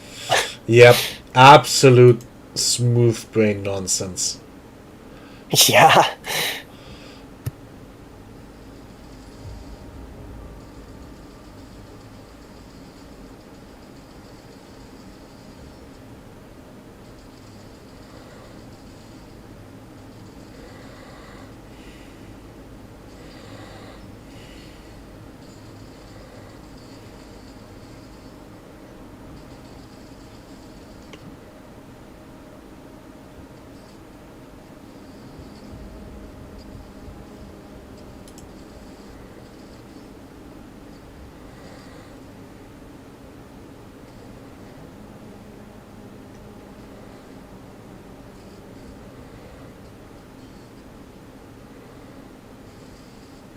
Oh, I think I see the spikes.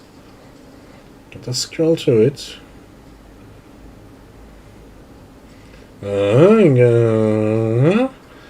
He sees the spikes. He shows them on the map.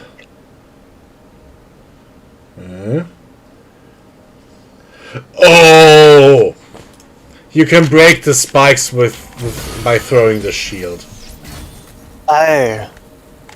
I did not. Did I miss that? I don't remember them saying it, but I might have, like... Yeah, well, I should have noticed, I think, but... Am I being dumb? I thought they were literal barriers. Oh well. They don't really look intuitive. Like, it doesn't look like the stuff that you can break elsewhere. I mean, they kind of have the color of armored enemies ready to break, but... So in a way, I guess, but they honestly looked like the typical blocking of a level thing to me.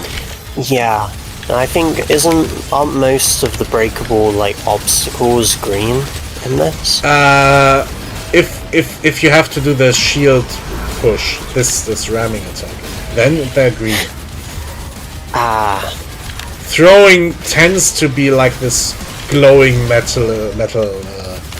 Yeah, they kind of had the right color, but they still didn't look like anything they should break. Yeah. Whatever.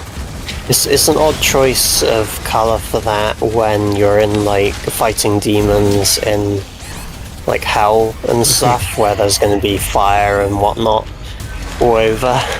Probably.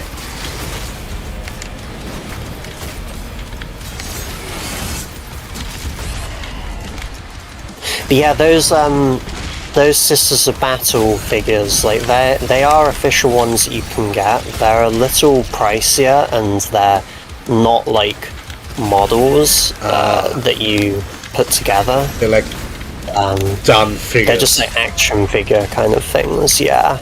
They do look nice, but action figures tend to not like getting repainted that much. Yeah, that's the issue. I think they've done like a lower quality version that is like they're like matte grey, like like models would be for, like before painting.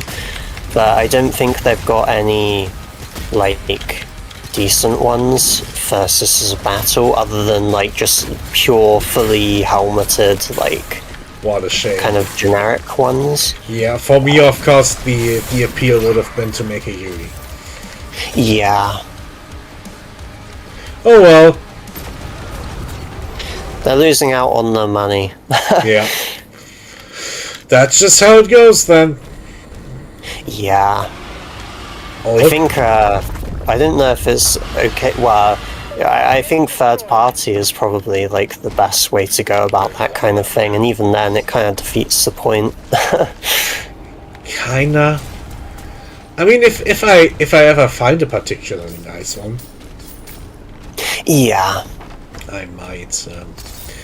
Oh, by the way, while we're at making nice things yourself, remember how I talked about the baguettes, and they went kinda like flat and hard, but I still enjoyed them.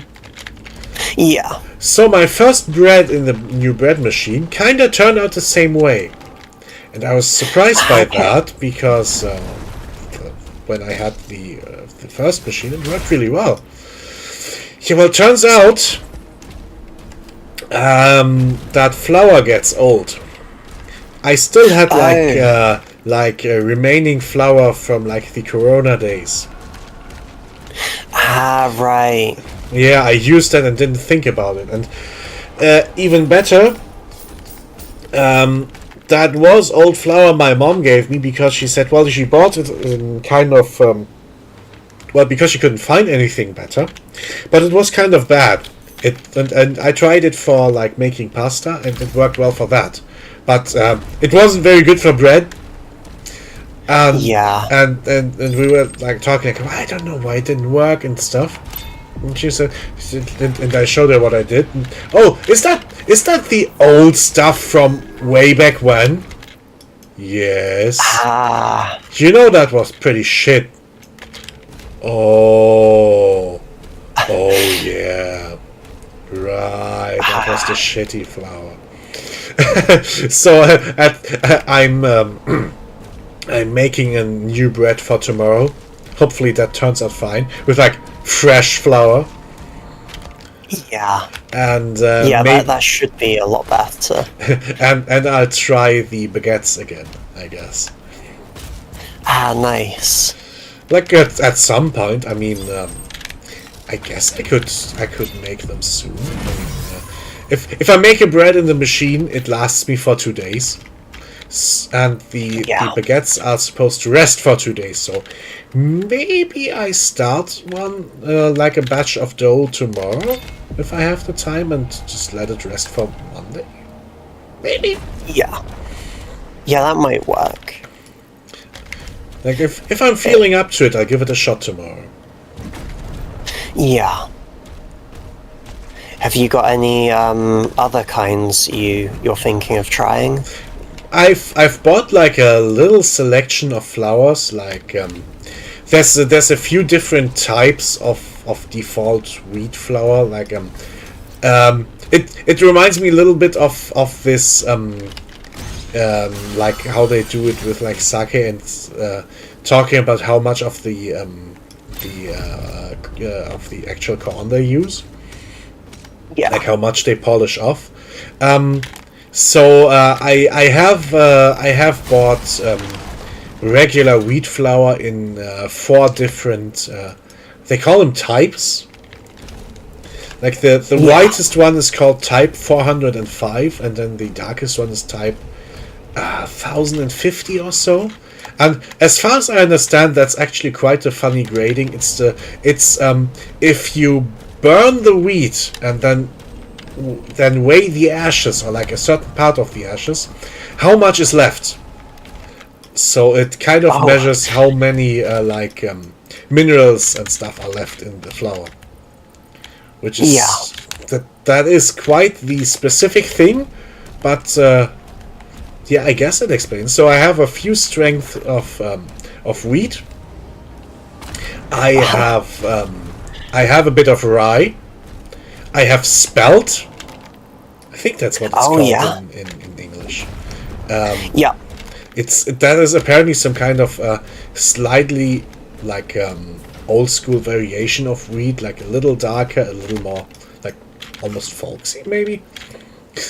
I don't know. Yeah, I don't think I've had any myself, but it's definitely I know what you mean. I've seen it in the store. Yeah, when my parents were regularly making bread, they added like a quarter to a third of that into the regular wheat flour. Yeah. To give it like a little extra, taste and aroma, basically. So I have these 3 kinds of grains, and I want to experiment with stuff like adding a few nuts or seeds and stuff. Yeah, I really like seeded bread. Mm. I think that's quite nice, but then I'm probably a bit of a weirdo with that because I don't have like sandwiches or anything like that. If I'm having bread, I just have bread on its own. I see. Well, with the experiments I'm making, I do put aside like the first or 2 slices just to try them as is. Yeah. But in general, like the default way to eat bread over here is like to either put something on it, like this spreadable cheese or jam or honey or like Nutella or stuff, or like slices of meat or cheese. Oh yeah. So not. I mean not really. That's normal over here as well. I think. Like I'm not normal. not really a sandwich, just a slice of bread with something on top. Yeah. Well, then again, I guess the actual default over here is to actually buy bread rolls, cut them in the middle, and like put something in the middle and put them back together. Oh yeah. Like we are really big on bread rolls over here. Over here it's like most of what you can buy is like pre-cut, like pre-sliced kind of stuff, and it's okay. I'm not like, I preferred having like the homemade stuff when we did have it. Yeah. But it doesn't last very long, and because I don't eat much of it, and Matt doesn't really, it doesn't quite work out. Yeah, well, over here the cheap option is to buy this pre-sliced crab. The medium option would be to buy like this ready-to-bake stuff, and the good option is to go to an actual bakery. Yeah. Except over here, because for some reason the bakeries here are kind of shit. At least in my opinion. Oh. In my parents, where my parents live, I was really spoiled with bread. Like, they made amazing rolls. Yeah. And yeah, maybe I'm just spoiled and used to much better bread than what's available over here. But if I think back, I sometimes even in hotels, and some hotels cheap out and also give you like ready to bake stuff, or stuff that is slightly dry and probably delivered quite early in the night or so, or in the evening. Yeah.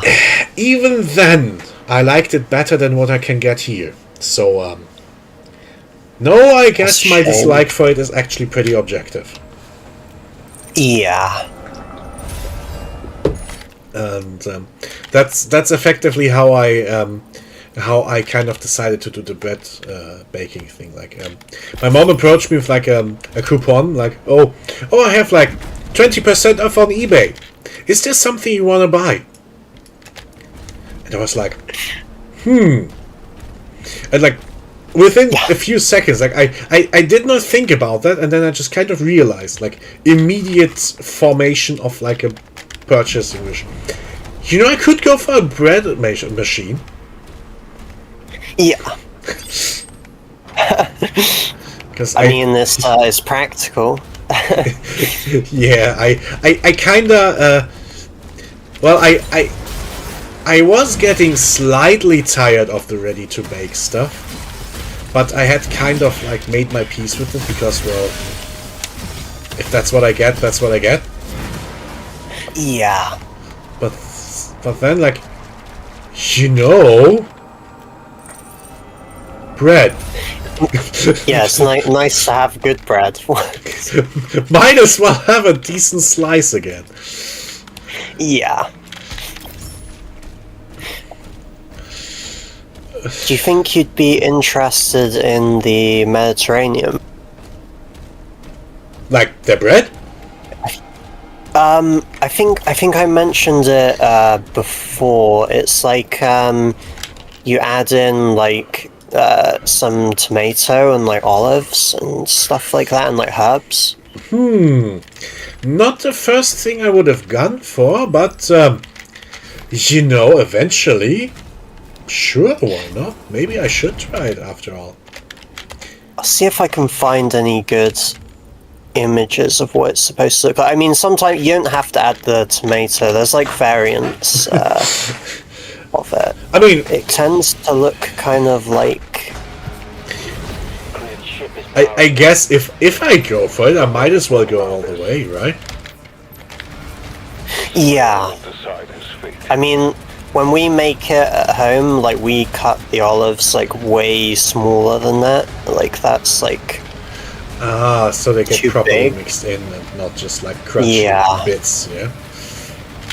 And then there's like, you can use like, I think it's tomato that you use, or like peppers and stuff. Oh, I love doing things with peppers and like these well, technically like the Spanish sort of stuff, like the spicy stuff and sauces. Yeah. Which is, I guess it all has a a few variations, but of course you'd more probably be going more for like the Greek and stuff like that. Yeah, that's how we used to have it, like in that, like the more Greek kind of style. Yeah. I mean, obviously that's what you're used from over there. Yeah, it was really, really good over there. Like, things were so nice. I don't remember the restaurants being great as well. I don't think I ever had bread in that style, but I could give it a shot. I do like the the regular cooking, like the Greek style stuff. Yeah. Well, not I definitely everything. recommend it. Not everything, but quite a few things. So yeah, might be worth giving it a shot. Why not? Yeah, it might be a bit more limited in what will like work with it, I guess, because it's Yeah. a very it's like very strong tasting already. But I really liked it. Yeah, I mean, if it has quite a lot of taste on its own. The other bread is kind of supposed to be just the basis for putting stuff on, Yeah, and Yeah, this is kind of its that- own thing. yeah. Like, for It kind example, of works for me, I guess, because I usually don't have anything. But- yeah, maybe that's why you're going for plain bread in the first place. Yeah. Oh, by the way, Mom just called 15 minutes till movie night, so I guess I'll just try to finish this this level and head out. That sounds good. I probably have to. I probably Yeah. ought to go around that time as well. Oh yeah, it's already close to 8 for you. Yeah, I'll be setting off in like under an hour, like 50 minutes or so. But it's not been too bad. It's getting that like nasty stuff sorted out has Yeah. been great. That I can imagine that. That's a load off. Yeah, because we were thinking like we might like go somewhere else, and that'd be annoying because it would probably mess up Yeah. our ability to like be here. Yeah, you'd have to completely reschedule and renegotiate everything. Yeah, and then there might be days where like we can't, like me and Matt can't both be on because like if we have different jobs and we probably wouldn't have the same schedule. Yeah, that would be a shame if that kind of messed up our group days. Yeah, so thankfully that won't have to happen, and we can just carry on. But if it happens, we'll manage. So don't feel like you Yeah. can't do what you need to do. It's okay. It's ideal staying here for now, at least. Princess Vicky, Because this, it's just very convenient. Yeah, I'm kind of sitting on my job in the same way. Like, there's been quite a few annoyances. At least they kind of sorted out the money issue. Like, they will still be paying us decently after the well, the fusion already happened, but they are kind of doing this weird thing where they before everyone used to be employed by the various little companies in the big corporation, and now they want to make like everyone's in one single of the things. And, like, most of the companies are just don't have any employees anymore. Like there's the employee, like the personnel company. And for example, like the life insurance does not have any of its own workers. It just technically rents them from the central corporation. So there's all like, I guess like, was it like agency or contract Yeah. workers? Is it? Well, we'd all be like permanently employed, but we're just kind of, yeah. It was weird. They're kind of centralizing who is our legal employer. And the thing I was worried about is that in IT we got quite a few benefits because well, in IT there's quite a bit of competition in getting decent people. So they are making quite good offers like pay and bonus wise and stuff. And the thing is, if they put all the people together now, and they don't have to fight as much for like regular insurance people. Who knows if they just don't make everyone equal and our bonuses and stuff get cut and like equalized with everyone else. Not that I wouldn't be happy for the other people to earn more, but I don't want them to take it out of my wallet. Yeah. And they had like this big presentation on how the pay and bonus structure and so will work from now on, and we are actually getting about as much as before. So that's not bad. yeah, that won't be a problem. The other thing they haven't decided yet are the actual working conditions, so to speak. So again, the most of the actual insurance people had this rule where they have to be in the office at least 40% of the time, measured by quarter. And we had the more easy rule of 1 day a week, more if you want to. Yeah. And one of the big reasons why I haven't jumped ship yet is that other companies just pay slightly better, but expect like 2 or 3 days of presence. And if they go down, well, they're suddenly not as attractive anymore.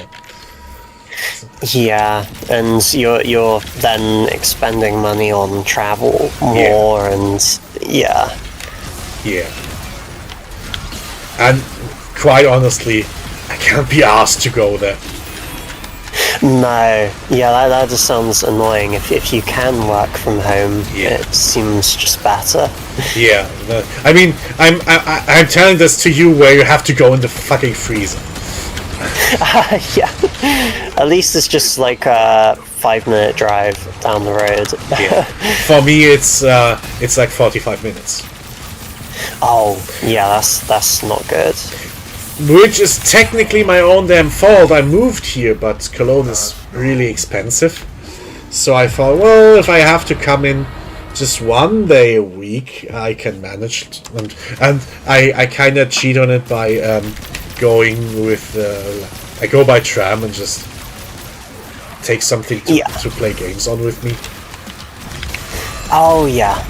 But still, I don't That's wanna... great. Yeah.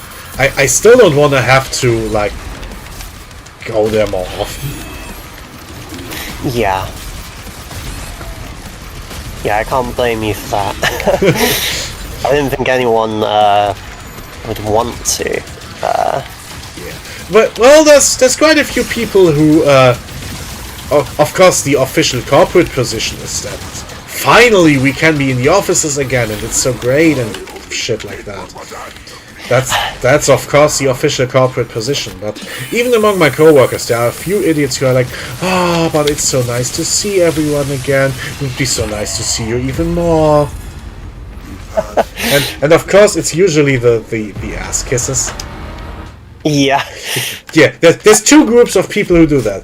The bootlickers and the guys who you know, there's people who measure their work by how much did you get done, and there's people who measure their work by how long have you been in the office. Right. The water cooler jockeys. The ones who go Yeah. for endless meetings, and then in between meetings they just hang around the coffee machine. Yeah. Yeah, they need someone to talk to, and if everyone has to be in the office more, their quotas look better. Yeah, I can't understand that. But Yeah. our workplace is like completely different. Everyone's like you know, you could go away from holiday, and when you go back, people were jokingly being like, you're telling me I have to see your face around here again. Oof. I thought we'd gotten rid of you. In like a joking man. Yeah, well, that's... We'll get along. I mean, a bit of friendly ribbing is one thing, but... Yeah. we have quite a few people who are like, for example, perfect little corporate drones. For example, we have the boss of the server admin team is like this really career-based guy. Like he literally posts stuff on LinkedIn like, oh, we went to the leadership committee today. It was really great. We learned so much about synergy and loving the new corporate mindset. That sort of shit. Like the dude is really like this parody of like a cyberpunk corporate drone. That's and these kinds of people are the kinds of guys who say, oh, we should all be more in the office. And, yeah, sure. yeah. Thanks. And that's the kind of people that I would think it's not safe for your career to be around them for too long. Yeah. You know. It's bad for your sanity and it's bad for your career because they're probably gonna stab you in the back for a promotion. Yeah. Yeah, that's the kind of guy who probably at night reads fairy tales to his kids like Little Red Riding Hood and creating wealth for your shareholders by dropping the risk in transportation on an external service provider.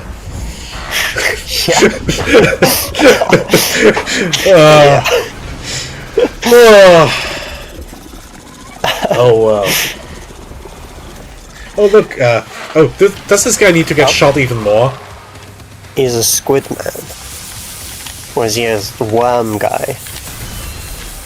Oh, it's phase 2. Okay. Yeah, I think I just peeled his armor off and he's been this ugly shit underneath all the time.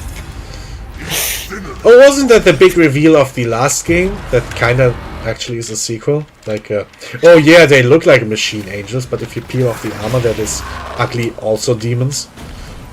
Yeah, so they do that stereotypical thing of, oh, heaven is evil or something. Yeah, but like so angels are bad.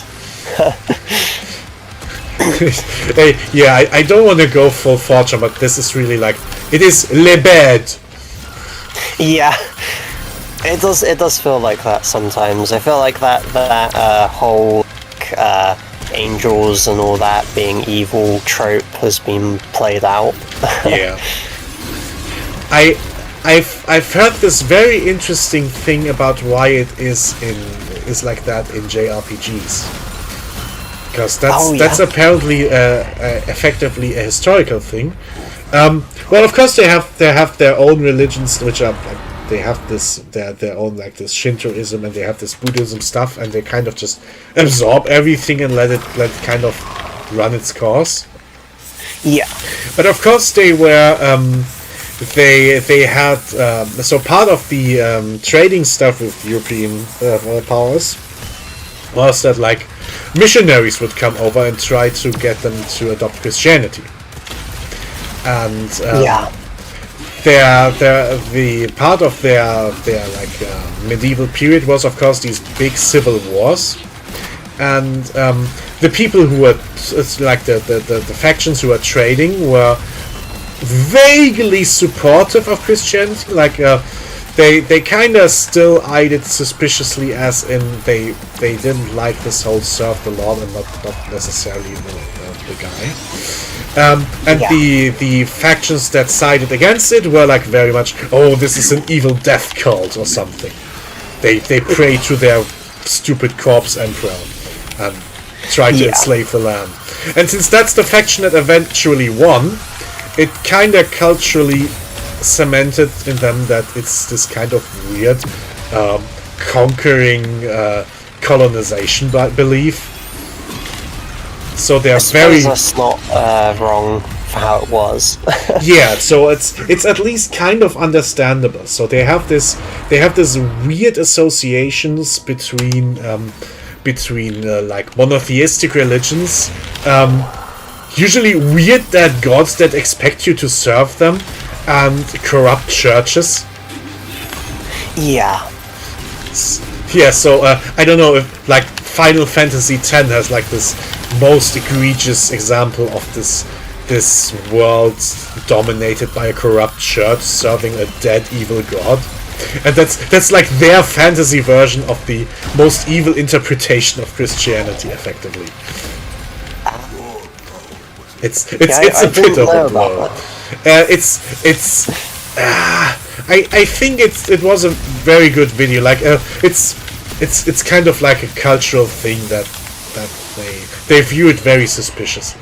Like they don't view actual Christianity nowadays like that, but the idea of an evil foreign religion taking over is still like one of their big cultural ideas. But then they tend to be isolationist anyways. Yeah. Which isn't necessarily always bad, I guess. No, it's not. It just kind of looks weird when it's not, when you see it from the outside. But yeah, I get it, kinda. Yeah, it definitely. I think it makes sense when there's a lot of turmoil. Yeah. In the world. I think if things were more like peaceful, then it's like. Yeah. A bit less necessary, but because things are kind of not really in a good place, Yeah.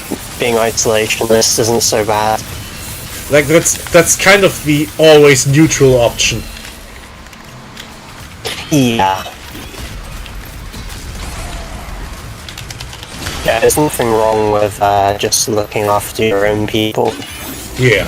Sometimes that's just what you need. If you have good times, extra stuff, and you have like the leisure of doing that, sure, you can do a few nice idealistic things, but doing that instead of what you need, yeah, it's a bit much. It makes everyone has a worse time. yeah. And we've been serious again. So let's just have this guy punched in the face and quit for today. Yeah. Ooh. So interesting. He was just covered in worm things, but he is a robot guy, I guess. Huh. I can take you to her.